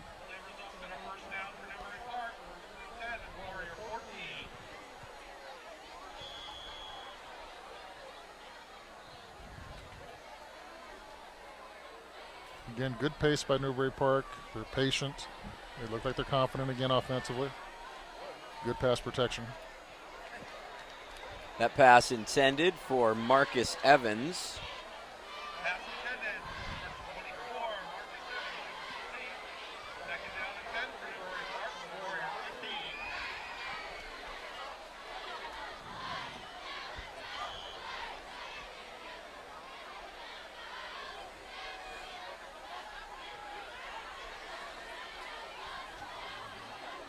Keith Smith's the offensive coordinator for Newbury Park High School. He's been in situations like this many a time as a player and as a coach now. So I think they're in good hands. Oh my goodness! Just like that, intercepted by who else but Trimble, Cameron Trimble, with his 3rd pick of the year. And boy, he was a shoestring tackle away from taking that one to the house. Okay, now it makes it really hard for Newbury Park at this point. If Westlake can put together another long drive here, time is just running out, especially if they can run the ball like they have been doing. Interesting, Coach, you brought up Keith Smith, still responsible for one of the greatest high school football games I have ever seen in this county. Newbury Park defeating Hawthorne, I believe, in the CIF finals at Moore Park College. I remember that game, and his touchdown run is probably the single best play I've ever seen, period. I don't care what level you talk about. He and Leotis Van Buren, quite a pair for the Panthers in the early days of the spread offense, before it was even the spread offense. Right. They again, George Hurley as head coach and Gary Fabricus was the offensive coordinator. They put together an offense that basically had not been seen in this area, and they had the right guys to do it. Very small team. They only had about 25, 26 players on that team, but they got every ounce out of every kid on it. No question. Westlake now with an extra tackle and tight end in the game. Try to bulk up on the this time the right side. I'm not sure if that's what they need, although Brooks powers forward for 2 yards. 3rd down and 5 coming up, and Coach, you've pointed it out time and time again. this down has been the absolute killer for the Newbury Park Panthers. Yeah, unquestionably, they've done a tremendous job for Westlake has with their offense. And these are the things that just break a defense's will. You do well, all of a sudden it's a first down. Now you're out there again for another 2 minutes or so, and it's just eating up the clock. So if they can stop them here and force a punt, that would be a good start for the Westlake defense.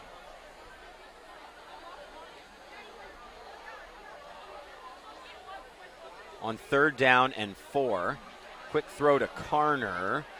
Be a holding penalty, I want to say. Yeah, agreed. While that was a first down, I think this will be coming back. We should be looking at somewhere around 3rd down and 15. You know, for Westlake, coming up when you look at their schedule, oh dear. Yeah, Santa Margarita next week. Yep, Ooh, then that's at a tough Moore one. Park, Grace Brethren, Calabasas, St. Bonaventure, Camarillo, and Oaks Christian. Whew. Newbury goes to Valencia, plays Venice, Gardena, Oaks Christian in a non-league game, then Calabasas, Moore Park, TO. I mean, that's quite a conclusion. For both schools. Absolutely. Those are 2 good leagues, 2 good football leagues. How about that Newbury-Calabasas game on the 21st of October? That'll be worth the price of admission, I'm sure. That last holding, they caught number 3, Jason Heller, in his slot position. An excellent block, just the hands were a little wide. Dax Blinn Good protection. dumps that one off, and it goes for about a yard gain. That's something that Westlake did not make their first down. So a great job for Newbury Park. They're going to get the ball back, and obviously with 5:02 remaining here in the 3rd period, they've got to score, and now they have to score quickly. That's a big win for this Newbury defense, though, to be able to get off the field. And maybe they were a little fortunate with that holding call, but nonetheless, they see the 3rd turnover of the night go Westlake's way, but get the ball back right away. That's crucial. Now, this is not good. You having to use a timeout here because of personnel issues on their punt team for Westlake. Coach Henney's not too happy, that's for sure.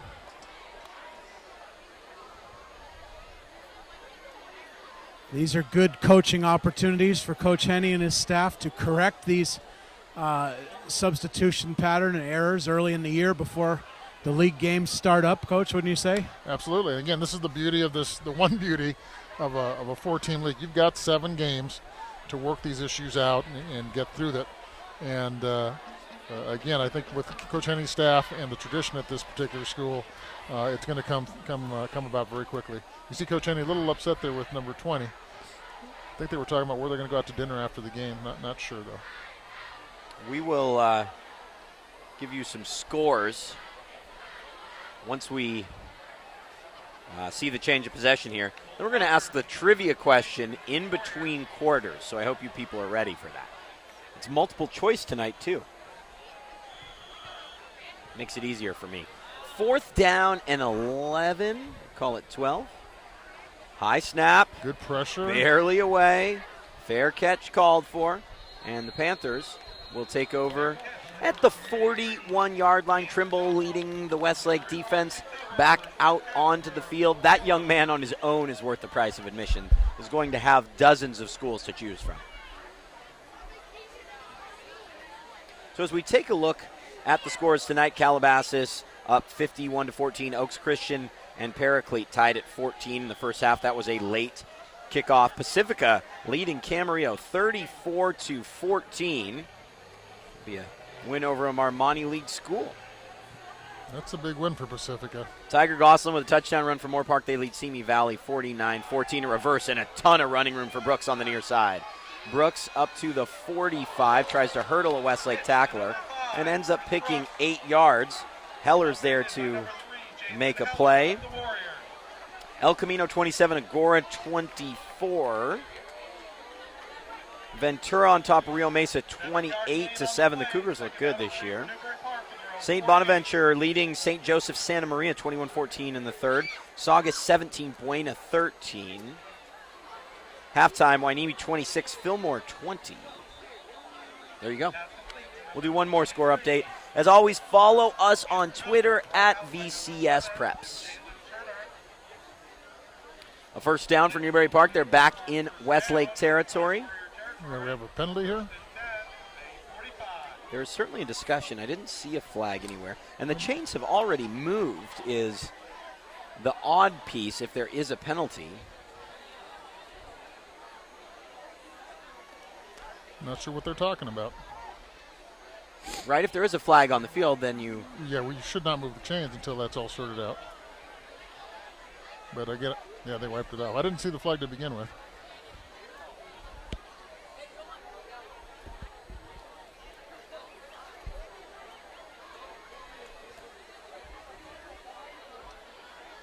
So first down and 10 for the Newbury Park Panthers, just trying to do anything in their power to find a rhythm, and it just hasn't gone their way yet. No, that's a tribute to what the Warriors have been doing on defense. They've been mixing up coverages the way that Will was talking about earlier. They're doing a very, very good job tonight. Couldn't agree more. They've been pretty outstanding. Rising, rushed, tries to get around the corner. This time he doesn't. He's sacked, a 3-yard loss. And again, I think the big thing that Cameron's been under a lot of pressure tonight, and I think that's a tribute to the Westlake secondary. They're not letting guys get open very often in that secondary, and that's allowing the rush to get there.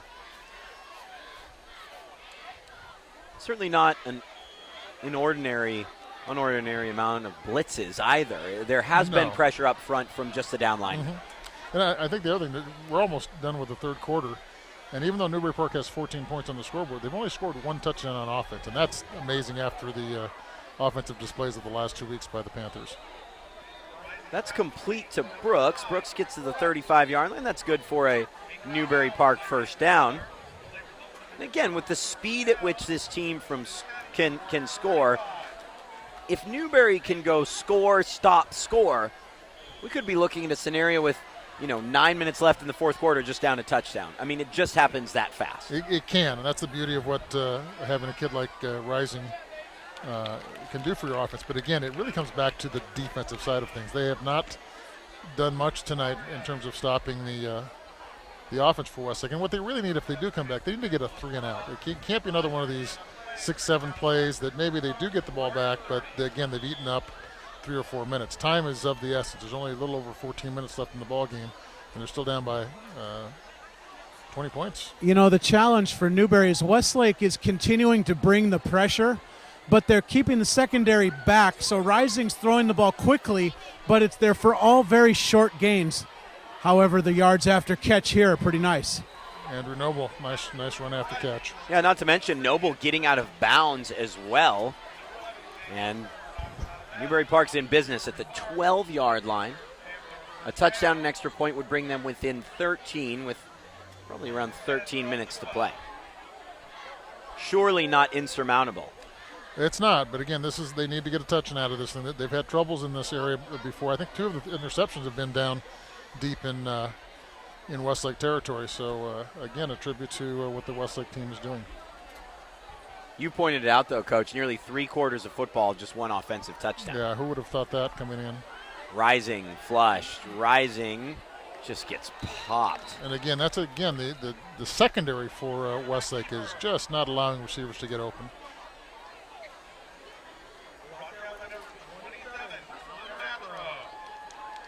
Personal foul penalty.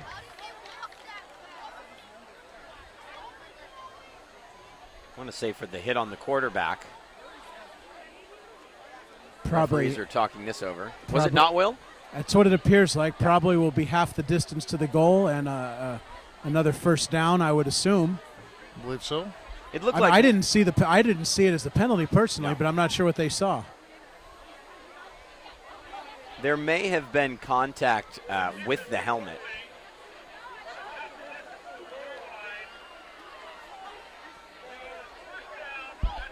Is that a holding call on the Yeah, defense? Yeah, it was holding. defensive holding somewhere over the middle of the secondary there on a crossing route. That's one nice caveat about doing a game here at Westlake is the referees are mic'd up. Yeah, it's a change we've made at the community college level. Well, it does really enhance the fan experience, no question. Tell you what, at that level, the refs are active. Let's put it that way. Here's Rising. He'll keep it and takes another big hit down at the 2. Clock continuing to run. Danny, Second and goal. By active, are you referring to the volume of penalties in a community college football game? How'd you know? I mean, last year I think we had one we played El Camino. It was a 4.5-hour game. There were 63 handkerchiefs. It's unbelievable. The score was some ridiculous thing, 57-54 or something. Yeah, 4.5 hours, like a cricket match. I was at the Moore Park Pierce game last week, and they had 43 penalties. I thought that was a lot. Here's the power I. Handoff to Matlock. And Matlock into the end zone. Touchdown, Newbury Park. Panthers ain't dead yet. 1:13 to go in the third quarter. Westlake 34, Newbury 21. And like I said, loads of pressure on Westlake right now. Because if Newbury is able to get a stop and a score, the momentum significantly shifts in the Panthers' favor.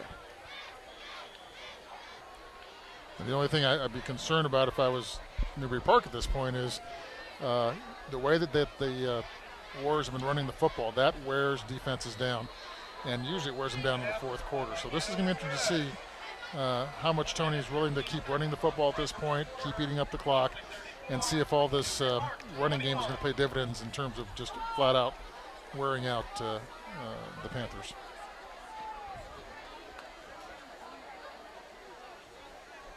The other thing that's kind of interesting tonight with the game, the way it's going, one of the things in high school football in our county, and really in all over the United States right now, it's so much a passing game, spread offenses, that defensively you don't see people who just power the football at you play after play after play. And I think teams have a hard time preparing for someone who's going to do that to you and coming up with schemes to stop it. Most of what Newbury Park does defensively is scheme basically to stop the passing game. So this is a stern test for them right here. At the same time, Pacifica ran for 250 yards against this Newbury Park team, and they scored 65 points. Mm-hmm. So the Westlake defensive effort, the 3 interceptions, no, that's huge. has everything to do with it. I said 2 of them, I believe, but 2 were in the red zone. Now, if those aren't interceptions, they've cashed in. We're looking at a tie ball game right about now. So, again, Westlake has played big, and especially in the red zone when they had to play big, they got those interceptions. So this has been a big night on all sides of the ball for Westlake. If there was ever a time for Coach Henney to reel off some ball control offense, this would be the time. Yep, absolutely. Another stellar kick. Blasted out of the end zone. He darn near made a field goal. Yeah, Lunghetto, again, very strong leg. He was brought up to the varsity during the playoffs his sophomore year when there was an injury to the Jonas Mello, who was the very excellent kicker for Newbury Park at that time, and was kicking as a sophomore in the CIF championship game. Fateful night for Newbury Park in that it was more the mud after the storm, really. It wasn't raining as much, but that field was just destroyed. Yeah, it sure was. In any other setting, I think Newbury wins that game going away. Decent gain on first down, about 3.5 yards. Tony Henney will take it. Clock is running. Yeah, the Warriors will probably have to run one or two more plays to conclude this third quarter. They're taking their time here on their play calls.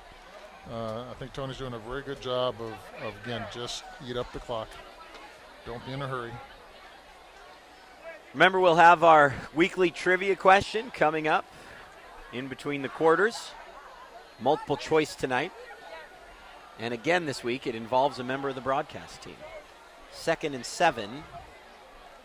Nice job of using the clock.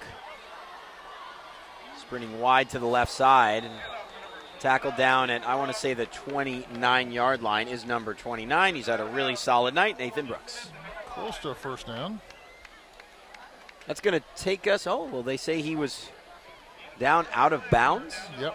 Well, that'd be a little bit of a mistake by Brooks. Yeah. He should have stayed in bounds if at all possible. Yeah, but I think his knees did go down in bounds. To me, it was... Yeah, I don't think he had a whole lot of choice at the point with contact. He had 2 guys driving him into the ground. 3rd and 1 from the 29. Big play in this game. Inside handoff again. There it is. There it is to Trimble. Trimble gets another nice block, and Trimble works his way for a 6-yard gain. And another third down conversion for Westlake. Newbury Park ended up with the football, but I think it was well after Trimble's forward progress had been stopped. Yeah, that inside handoff to Trimble has gone for great yardage all night.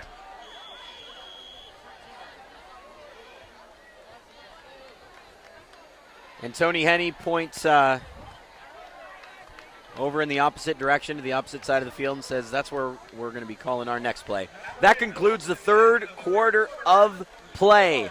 Newbury Park outscores Westlake by a point, and they trail 34-21 going into the final period. On the VCS Preps Game of the Week, brought to you by the Ventura County Star. All right. Who's ready? We ready for some trivia here, gentlemen? I'm excusing myself from this one. Are we ready for some trivia here, gentlemen? Indeed.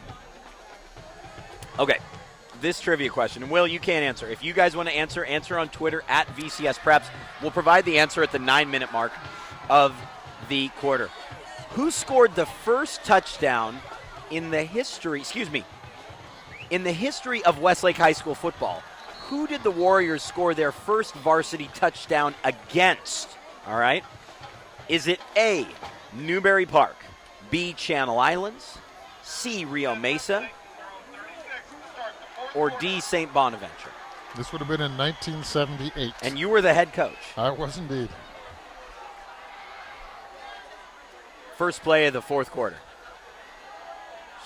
A little bit too much air on that one for Michael Carner. So just to run through the question again, answer it on Twitter at VCS Preps. Hit us up there. The first touchdown scored by the Westlake varsity football program was scored against A, Newbury Park, B, Channel Islands, C, Rio Mesa, or D, St. Bonaventure. We'll have the answer for you in about 5 minutes. 3 minutes of game time, we'll say.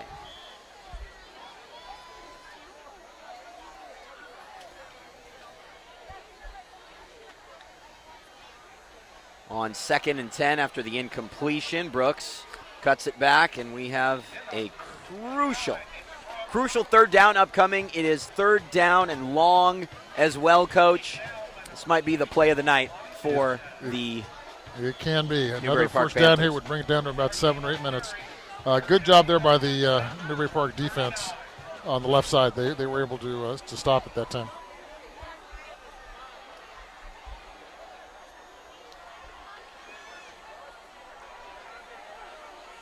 Going to get a shot of Nelson Spruce and the number 1 overall pick, Jared Goff, right after this play. They just were walking past us. Got to get ready to head up to San Francisco on Monday night, although Nelson might be watching the game down here. I believe he's inactive at the moment.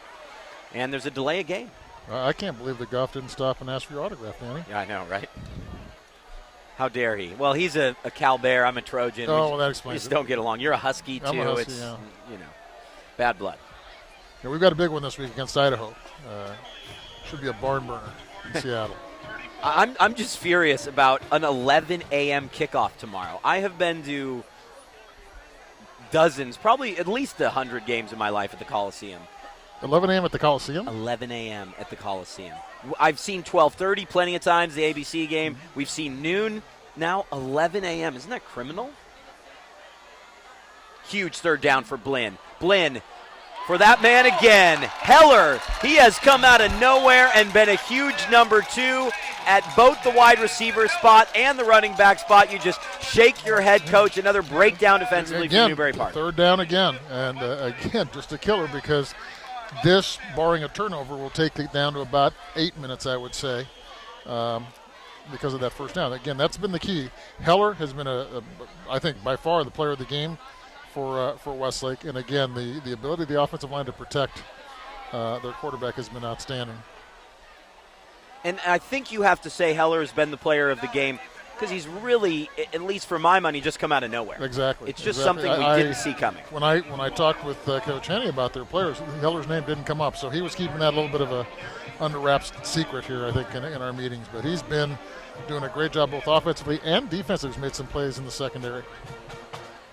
You know, that big pass play was a check with me audible from Coach Henney, getting them into that wheel route for the second receiver to wrap around the corner and get behind the secondary. An excellent sideline audible from the Warriors. This is Brooks. Back to the sweep. Brooks cuts it back inside the 20, and he's taking it into the end zone. Touchdown, Westlake. 40-21, the Warriors on top of Newbury Park. Guys, at least in my mind, Westlake's going for 2, by the way.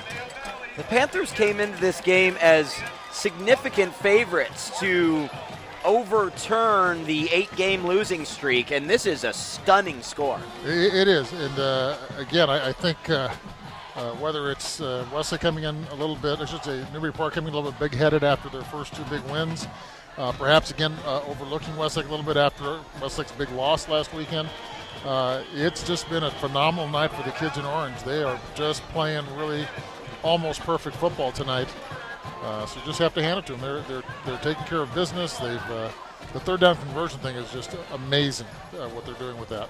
If there is one thing to worry about over these final 10 minutes and 2 seconds, they only have 1 timeout left. They just used another timeout here to call a 2-point play to try and get it back out to a 3-score lead. But to me, this call of wanting to go for 2 is just so indicative of Coach Henney's style. He's very aggressive, and he likes control of the game to be in his team's hands. And again, I think that score with that long run has got to put some real doubts into the Newbury Park players. And again, being able to score 2 here, again, it's just another one of those, besides the points, it's just another part of a mind game of just showing dominance here.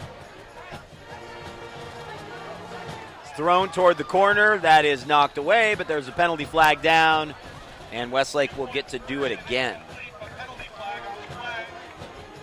You know, it's an interesting philosophy on this 2-point play. A lot of coaches will continue to kick all the way to the late part of the fourth quarter, and others play the card like Coach Henney and play with that immediate point spread, trying to go up by the 3rd score. Coach, what do you think? You're in agreement there? Well, I think because of the potential for Cameron Rising doing things, you probably do want to get every point you can on the board because you again, 10 minutes, there's still a lot of time, and an onside kick, a turnover by Westlake, something like that could get him right back in the ballgame. So I say, yeah, go for it, and especially the way their offensive line has been dominating. Missed the back corner. Yep.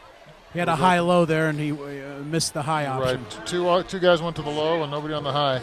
Yeah, Isaac Berger was in the back of the end zone. Again, I'm just kind of surprised that the way they've been running the ball to the left side, they just didn't do something over there again, especially when they were only at the 1.5-yard line there after the penalty. But still, it makes sense to me. At 40-21, if you kick the PAT, Rising can still go out and beat you 42-41. If you miss it, he's still going to have to go beat you 42-40. Mm-hmm.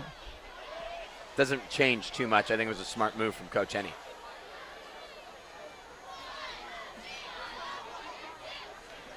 Well, this drive really is the game for Newbury Park. I think so. If they can't put it in here and put it in relatively quickly, time is running out.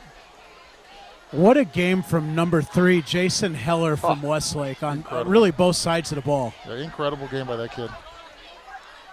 Boy, that defended pass he had in the end zone in the first half, which I think Rising threw a pick on the next play, didn't he? That Heller had a huge play in the end zone, and Newbury Park threw an interception on one of the ensuing plays. That was a remarkably dynamic play that really helped dictate where this game has gone. Another pooch kick. Taken by the up man at the 29-yard line. It's a rather dangerous up man. Andrew Noble, I believe that was. Yeah, he's a good football player. Noble gets that out to the 42. Good field position again. But after that kickoff return for a touchdown, Westlake is taking no chances. Right. Last thing you want to do is give up a quick score, but, well, here comes Oklahoma-bound Cameron Rising.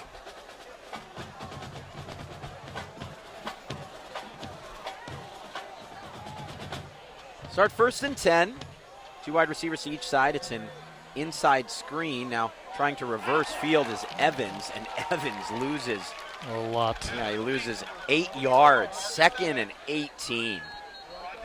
That is not what Newbury Park needed at that point. We have a Panther down over there on the 50-yard line.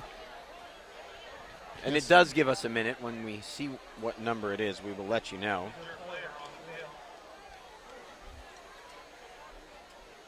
Looks like it might be a cramp.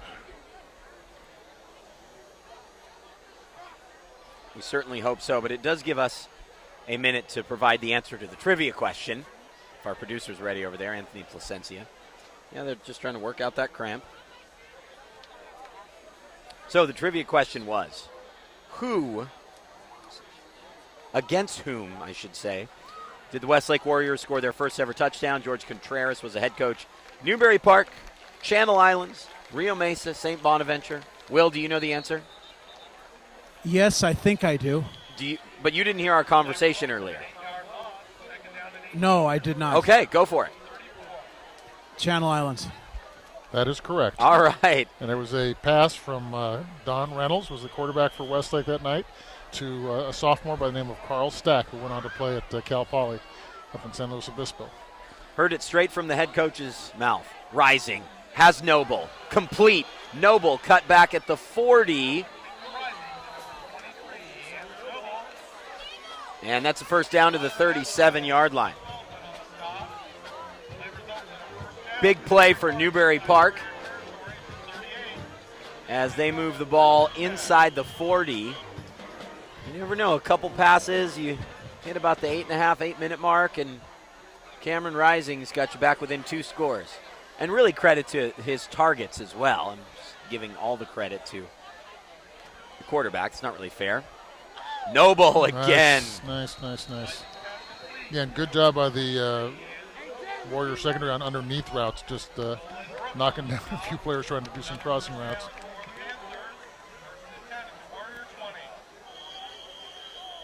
And picking up back-to-back first downs hardly keeps the clock moving. It does start to run again after the chains are finally placed, and we're a quarter of the way through the final quarter.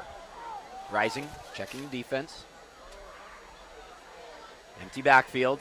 Just a 3-man rush for the Warriors. Plenty of time. Noble. Throwing for Noble! Oh, it's off his fingertips. Would have been a trifecta for Noble. Yeah. Again, they've been just out of sync tonight. That was a play that needed to be made.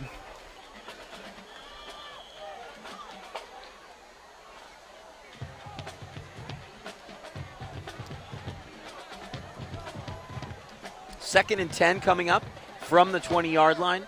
Rising is finding his rhythm now. A lot of room over the middle, as you mentioned.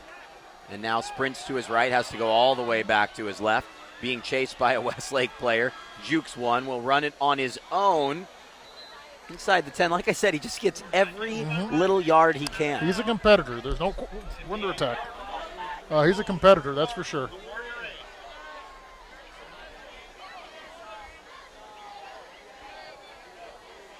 First and goal from the 8.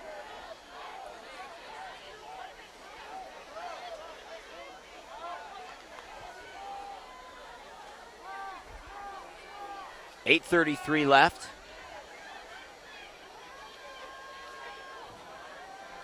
Pressured, Rising.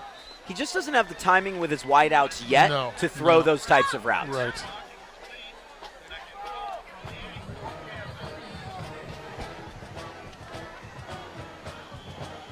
Westlake secondary tightening up in the man-to-man coverage, and really their pressure has made Rising throw the ball a little sooner than he's wanted to thus far. Yeah, he's been under duress for the whole game, and again, he's been able to escape and get some yardage, but they want to throw the football. They don't want him running around that much.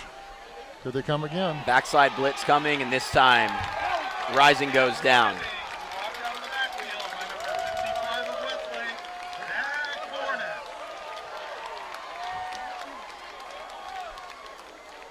You would think he'd be able to get away so frequently. Rising, when faced with those situations, is able to get out. Not that time. Now it's kind of a tricky 3rd and goal from the 12. Yeah, but it's something they have. Obviously, this is 4-down zone. They don't need a field goal. They need to score. And we're inside of 8 minutes now. Newbury Park trying to move to 3-0. Westlake, in what would be a huge win after last week's defeat. Rising gets about half the yardage. Yeah, but that's still okay for Westlake. They didn't allow the score, and the clock is still running. Right now, the opponent for Westlake is not Newbury Park as much as it is that clock there up on the scoreboard. So again, a score here, if it's a slow score that eats up another 45 seconds or so, that's okay in this situation. This very well could be the game. 4th down and 7 from the 7, 4th and goal. Just over 7 minutes to go. And number 7's going to have the ball. Number 7 throwing out of the backfield to Matlock. Easy score. Easy touchdown. Ryan Matlock in the end zone. 40-27 with 7:09 left in the fourth quarter.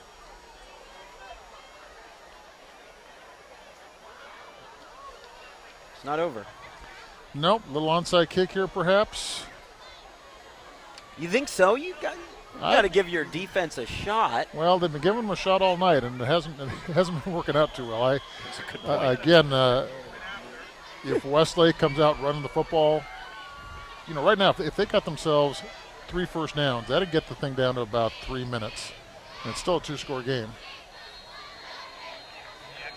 40-28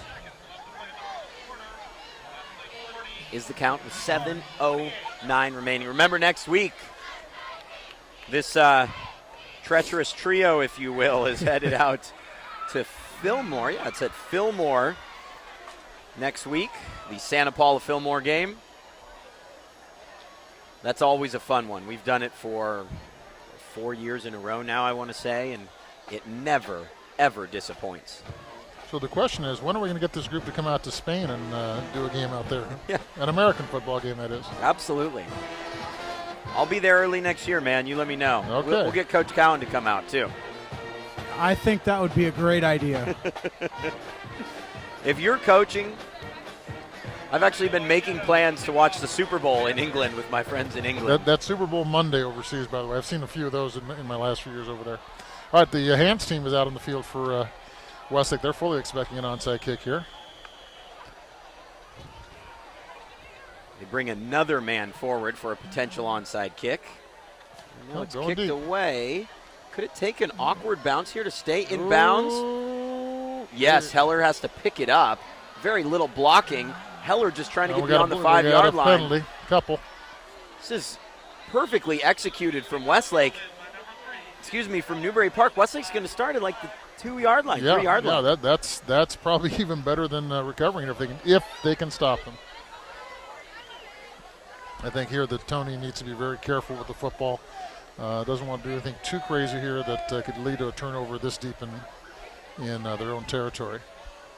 I would expect them to probably run the football and go to their left side, which has been their best side the whole night.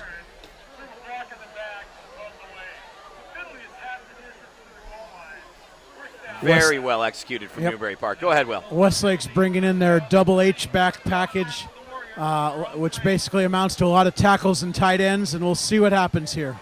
Yeah, Cameron Trimble will start in there. Let's not forget that little inside give to Trimble. That's been a great play for them. And you could even run some type of misdirection around that as well.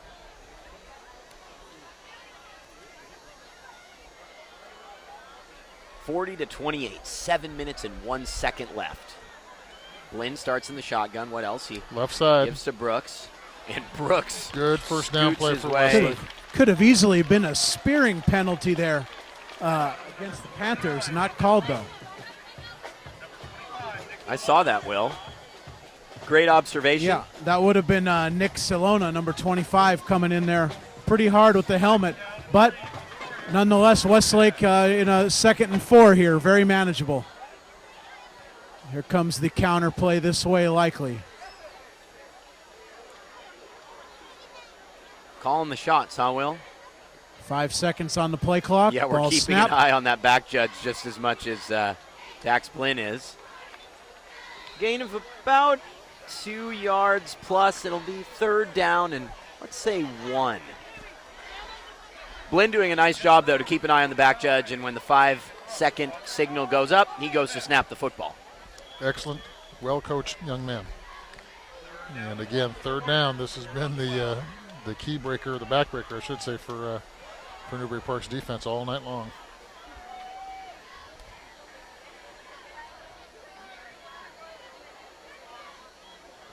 Again, using the full clock, waiting for that hand to go up.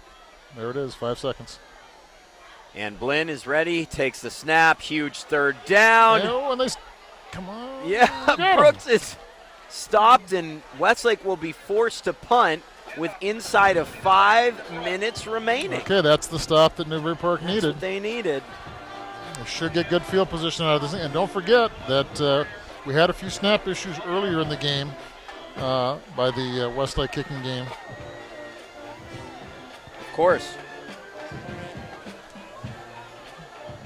Let's see if Newbury Park's going to come after this, or are they just going to go with the return? Probably let them go with the return. They're going to have good field position regardless. And with, Tony Henney's not happy. I think they're short a guy again, perhaps. Yikes. In a huge situation in this game, Westlake has to burn its final timeout, if I'm not mistaken. I'm not sure that No, they they got are. 11. I'm They got not 11. sure that they are short. No, they got 11. They do. Their personal protector was kind of hiding over there behind a tackle. Okay. So 4 minutes and 59 seconds left. 4th down and a yard to go. And the Warriors set to punt away to Newbury Park. Cameron Rising. By the way, we haven't given enough love to his beasts up front. You mentioned Carry-On, Trevor Martins, Alex Sharias. Outstanding returning front trio that really anchors the offensive and a lot of plays, defensive lines as well. A lighthearted Coach Henney came back to the sideline and said he was never good at math, can't count very well. Oh, snaps on the ground. Oh, close. Just gets it away. End over end kick. Fielded Noble by home. Noble at the 46. Noble dancing around a little bit and only ends up And getting we have a 4 penalty. yards. The penalty flag at the 28, and that should drive, it's going to drive Newbury Park back into their own territory. They'll start from their own 44. Hopefully I did that math right. Looks like a block in the back on the Panthers. So what do we got here?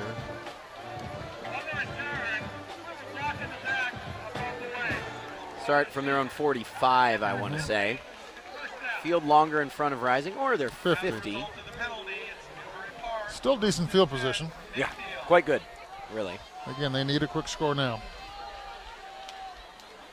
And you'd think we'd see an onside kick. Yeah, I would think so. Boy, what a sucker punch this would be for Westlake, though, if they were to give up a 19-point fourth quarter lead.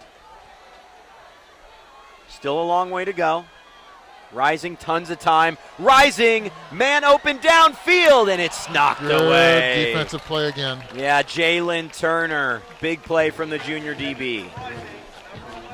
Yeah, Michael Carner there for Westlake got his hands in between the coverage again, as Coach mentioned earlier. Great breakup. Albeck was open there for a second. Good recovery by the defensive back from Westlake. 2nd and 10 now for Rising, and he has to feel comfortable, the Newbury Park team, knowing that every series is a 4-down series. Warriors only rushing 3 here. Let's see if that continues. It does. Yeah. Delayed as they bring a 4th, easily complete for a 1st down to Noble, and Noble gets to the 35 and gets out of bounds. Newbury Park does have all 3 timeouts remaining. Westlake has 0. And Rising has finally found his rhythm in this game, the Oklahoma-bound junior.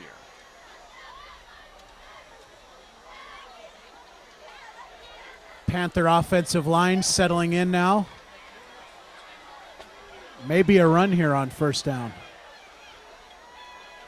Rising will sprint out to his right, throwing again to the end zone, and this time it's in and out of the hands of the intended target. That's Evans.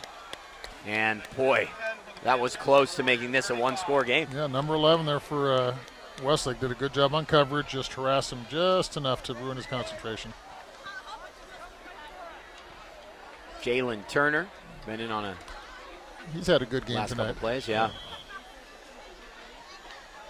There are very few players you look at for Westlake defensively and say they didn't have a good game tonight. True. They played a good team defensive scheme tonight.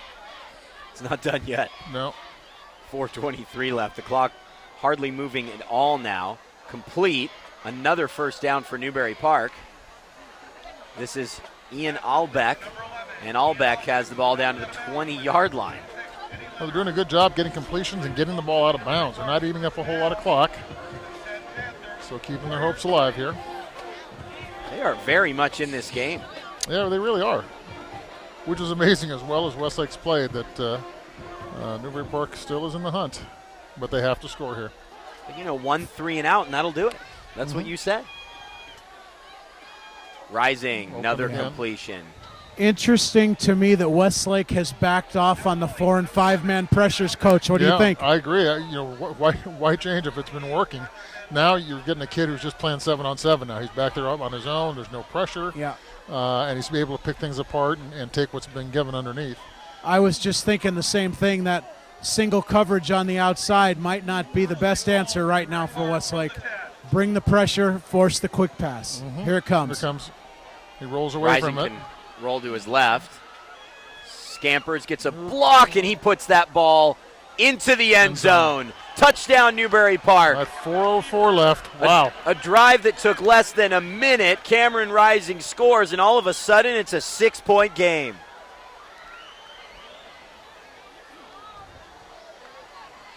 But why wait so long to dial back, to start bringing the pressure again, I should say? Again, sometimes you just outthink yourself a little bit, and I think that might have been one of those situations. Little miscommunication on the Warrior defense the last time. I believe that blitz probably was supposed to have somebody on the other side who wasn't there. Right, I would think so. That edge was wide open. Okay, Longhetto good again. 40-35 with 4:04 left. The Westlake Warriors desperately in need of a few first downs, because you just have the sentiment that if Newbury Park gets the football back with any kind of time left, they're going to win this game. Right. The big thing, first of all, is secure the football on this kickoff. I'm guessing this. Well, I don't know. The way the defense just played the last series, it was a 3 and out very quickly. But again, they have to get the ball right now, and they have to get a few first downs to put this game away. Newbury Park, again, if they don't onside kick, it's got to be a quick 3 and out. Yeah, I would be shocked if there was an onside kick here from the Panthers. Although the Warriors are looking for it, they've got their hands team out there again. The problem with that becomes the field position Right. on the return. Right. If I'm Newbury Park, I would pooch the ball right about where I'm standing and just drop it down there and take a chance that way. The Westlake, everybody inside the 40-yard line. Newbury Park students away to our left. I think they're called the Panther Pit. Is that right? Correct. Yeah, they're fired up over there. They're fired up. They feel their team is right back in this game. A lot of Westlake fans, I think, had gone home. Thought this was over. Offside. Yeah, it was offside.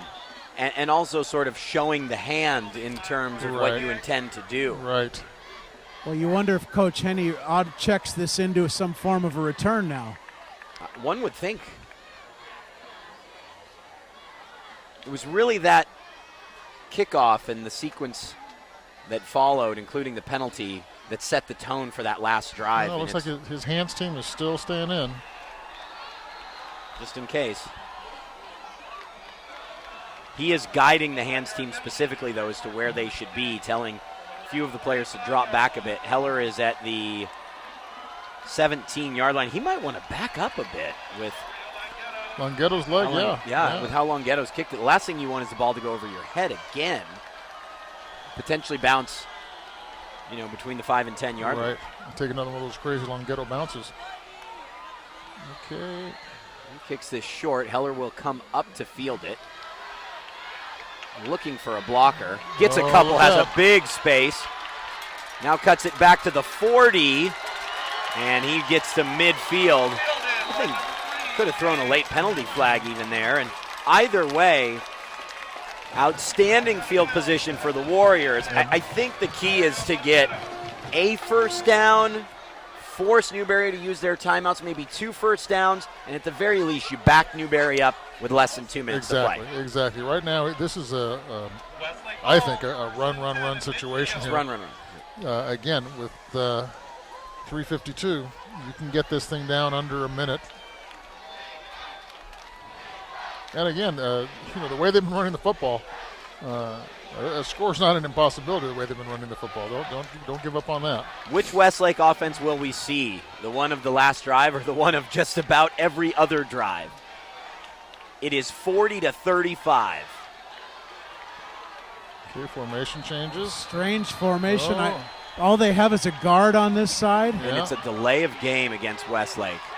Well, that helps a bit. First for down the, and 15. Panthers. I want to remind you of something Coach Henny said to me on our phone call. He said, if we can keep Newbury Park in the 30s, we can win this game. Yeah, he said the same thing to me, and again, it's coming too at this point. If Newbury Park scores in the 40s, they win. If they score in the 30s, it's probably all she wrote. There you go. A nice simple handoff to Brooks, and no gain. The Panthers are fired up.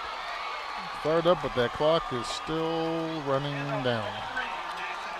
And again, Westlake's in no hurry. I think they're very aware of the clock and what they need to do in this situation. But a lot of confusion out there for this Westlake team. Just A lot of personnel changes, yes, and I think that's causing some of the confusion. don't have the swagger that they've had through so much of this contest. Trimble is in the game, by the way. Also in the backfield is Cole Bunker. Caught a touchdown earlier. Oh, And a Westlake player came on the field late. Blinn to throw, and it's picked off!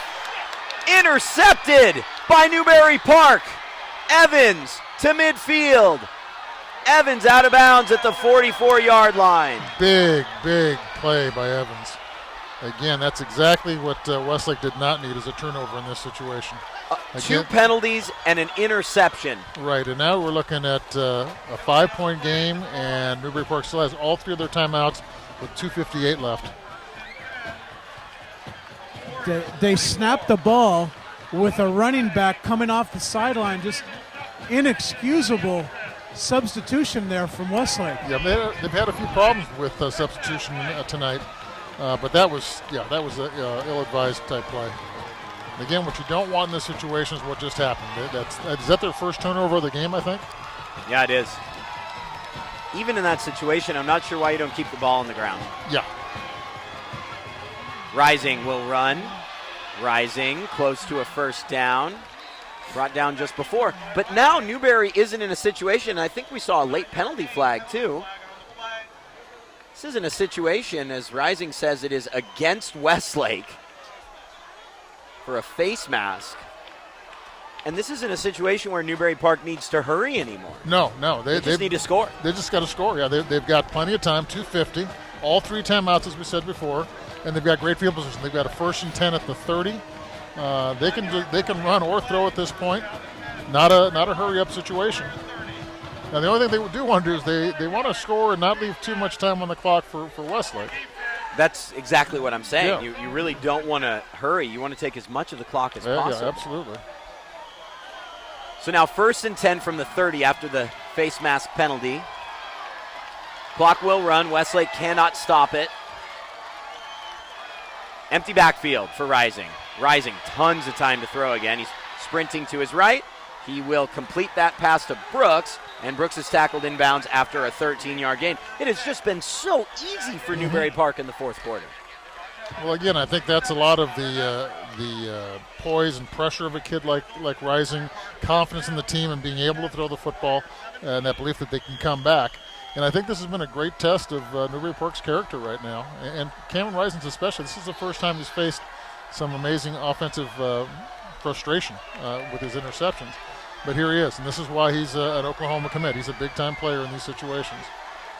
Empty backfield again. Rising, he's just going to run. Oh, looks like we have a hold. Boy, holding penalty. And when you talk about, sorry, go ahead, Will. Sorry, Danny, a little static down here. Amazing the pressure from Westlake. Next to nothing in the fourth quarter. 3-man rush, very conservative. Yeah, it's definitely giving Rising the chance to do what he wants to do when he wants to do it. And it's not just a holding penalty, it's a chop block penalty. So when you talk about, the interception being exactly what Westlake can't do, really for Newbury Park, now they're in a situation where, yes, they'll have, 4 plays to do it, but they need to pick up, 25 yards? 25 yards, yeah.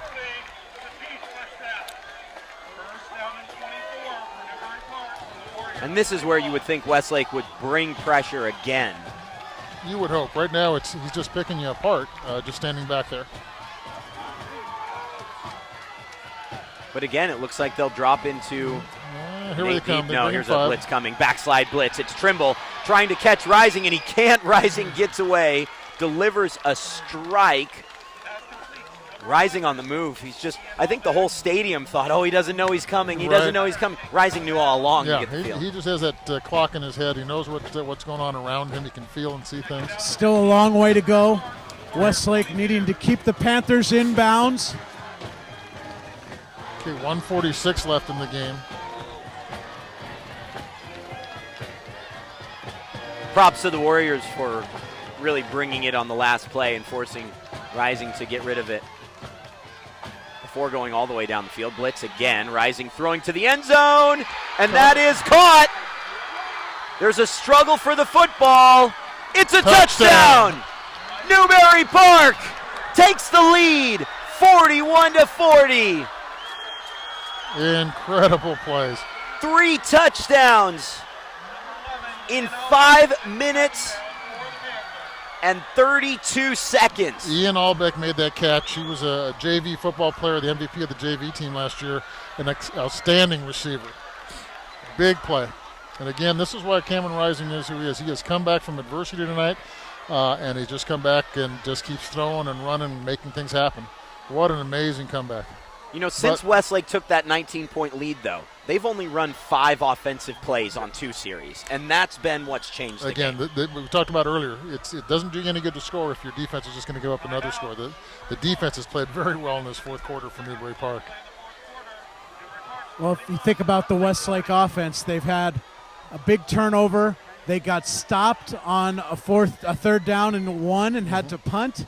And before that was that long kickoff where they got pinned into the end zone. So their field position has really been poor, except for that last run back in the fourth quarter. Right, it's been a complete change here in this fourth quarter by both teams. But again, Newbury Park is just coming back, and they're fighting and clawing to get back into this thing, and now they've got the lead for the first time all night, if I'm not mistaken. Right, we were tied at 7, and Westlake it's taken off from there. Just to bring you up to speed on some other scores, Highland 32, TO 14, Hueneme 46, Fillmore 20. Those are both final. Sierra Canyon leading Grace Brethren 39-32. Pacifica, big win, 48-29 over Camarillo. Royal loses to Burroughs 26-21, and Ventura defeats Rio Mesa. Rising will run it on his own, has to cut back, takes out a would-be tackler. 2 points, that's good. That takes the field goal away as far as a victory for Westlake. They're going to have to do that to go to overtime. I'm not sure if they play overtime in a non-league game here. Oh, yeah. All right, so if they do, that's right, they did last week. That's right. Exactly. That's the only reason. So why that's a good choice of going for 2 to comparison. eliminate the field goal as a weapon to beat you in regulation here by Westlake. I hate to say it, but this is where those kicking game errors really come back to haunt you. Those 3 points Westlake left on the board with the 2 PATs and then the 2-point attempts that failed. Right. Those again. That's again. The kicking game is a huge issue, and tonight with the kickoff return for a touchdown, with the botch snap on the field goal at the beginning of the game, there's another 3 points that Westlake lost out on by having a kicking game mistake. So again, it's quite a ball game. And recently, I think the kickoff after Newbury Park made it 40-28. Westlake started the drive from their 5-yard line. To me, that really set the tone for where we are right now. Well, like Will said, they've had very poor field position the last 3 or 4 possessions.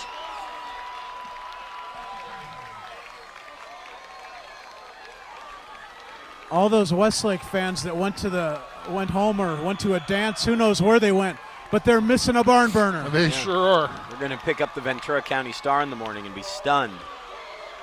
Not in the end zone. Oh, that helped. Westlake can't determine who will even field the kick. Look out. And it's taken up to the 21-yard line. The Newbury Park fans, the students down away to our left, are just absolutely ecstatic. Yeah, that's a crazy group of kids, and they do that in football. They do it in basketball. The Panther Pit is an interesting group of human beings. It's the real thing. Newbury Park fans, we haven't heard them as much just because we're to the opposite side of the press box. Yeah, now the Westlake fans are trying to pick it up a little bit, but 79 yards to go, 1:31 to play. We need to see Newbury Park here get some pressure. I think right now it looks like they're just going to bring 3 guys. I'm not sure if this is their best bet. Blinn, his last pass through an interception. That's complete. Well done. And that's good for a first down. No, it's a little short. A little short. I'm sorry. I was looking at the near side, Judge. No timeouts left for Westlake, mind you. That hurts. Again, remember they used a couple of timeouts on substitution issues and a non-substitution issue on that last one. That can come back real quick to haunt you. It all adds up. 3-man rush for the Panthers. Short. The biggest thing you cannot have happen as well is to take a sack. Right. With no timeouts left, that would be a killer. 3rd and 1. Again, let's see if who can make it happen this time. Although this is obviously 4-down territory for even here. Pick up the first down. Clock will stop to move the chains, and you got to be ready. Yeah. 3-man rush, probably hand the ball off here if you're Westlake. They're talking about that situation now. Here we go. There's the handoff. Quarterback keeps it. Blinn keeps it, gets to the 35. Clock will stop to move the chains. Would you even just spike the ball here? Not on first down. You wouldn't think, Danny, because the clock is stopped. You should be able to call play. Right. But And definitely it starts on again, Will. Right? I mean, they're going to waste at least 5 seconds. Yeah, probably okay until you get under 30, I would think. They've just wasted 8 seconds, in my opinion. Throwing down the field, coming back for the football is Carner, and that is incomplete. 2nd and 10, 44 seconds left. Again, Newbury Park is completely playing pass defense now, going with the 3-man rush, and the Westlake offensive line is having no problems blocking those 3 kids from Newbury Park. And we have a timeout by Newbury Park. We'll talk it over here. Newbury Park trailed 28-14 at the half. They trailed 34-14 in the 3rd quarter. They trailed 40-21. They fell behind 40-21 with 1:13 left in the 3rd, and then finally scored to pull back within 12 at the 7:09 mark. Scored again with about 4:10 to go, and then their final score with just less than 90 seconds left. Again, this has just been an amazing game to sit here and watch. Both teams have played really well. I think Westlake's played a little bit over their heads, and Newbury Park this last 12 minutes has just shown some great heart and courage coming back to get in this position. 3-man rush. Blinn, looked like a hold. Big play Blinn there. fumbles, picks it up. He fumbles again, and the Panthers recover. Nick Kraus, defensive end, number 68, made the big play for the Panthers. Stripped the ball out of the quarterback's hands there. Newbury Park will win this football game. Incredible. The Panther Pit is losing it. I'm sure the Westlake fans in their own way are losing it. A really difficult defeat for Westlake after they were in complete control. The fans head for the exits, stunned after leading 40-21. Newbury has scored 22 points in the last 7 minutes and 9 seconds. It's hard to believe. I think most people thought it was over about 11 minutes ago. And again, Newbury Park just showing no give up. Again, a good tribute to the players on that team, the leadership, and to Jason Klein and his staff. And that's probably the best formation in football. Victory, that's the best play there is. And Newbury Park takes a knee and will move to 3-0 in a miraculous manner. 43-40. Cameron Rising. It won't be his best play in the stat book all night, but it'll certainly be his favorite play after just taking a knee in victory formation. And Newbury Park comes from behind to end 8 years of misery. The record between the two now stands 19-19-1. Will Cowan is looking to track down Cameron Rising, I'm sure, as we'll do a quick post-game interview and then close this one out. What a game of the week it has been. Last week we had Pacifica come back and take Moore Park to overtime. And Will Cowan is getting set up with our Cameron Rising, who's just too pumped to talk to Will right there on the near side 40-yard line. And here we go. We're going to send it down to Will Cowan, who is with Cameron Rising. All right, Danny, thank you. First of all, Cameron, congratulations on a big, huge fourth quarter tonight. What are your initial thoughts? It was a hell of a game. We continued to play throughout the game. We had a few mess-ups earlier in the game, but we got it together late there in the game. Yeah, talk about your offensive line a little and the adjustments. They're able to really protect you late in the game and give you time to throw the ball down the field and make the plays you needed. They are unbelievable. The way they play is amazing. Coach Smigel coaches them up every day and gets them better and better. It's really incredible what they can do, how they pick up some blitzes. I'm surprised they pick them up. Yeah, they do a great job. You know, talk about, it's been, 8 years now for the Panthers? It's got to be, it was looking pretty grim there in the third quarter. What's the mentality in your huddle down 3 scores? We're still in this. We still got time on the clock. You got to keep playing no matter what. If there's time on the clock, you're going. You're going and you're going. And how about the Panther faithful, the fans pulling for you? After 8 years, it's got to feel nice. Absolutely. You can tell, as you can tell right now, they're all happy. They're all cheering us on. We owe this win to them. They helped us throughout the game, keeping the chants going and everything. It's just unbelievable how we have kids coming out like this.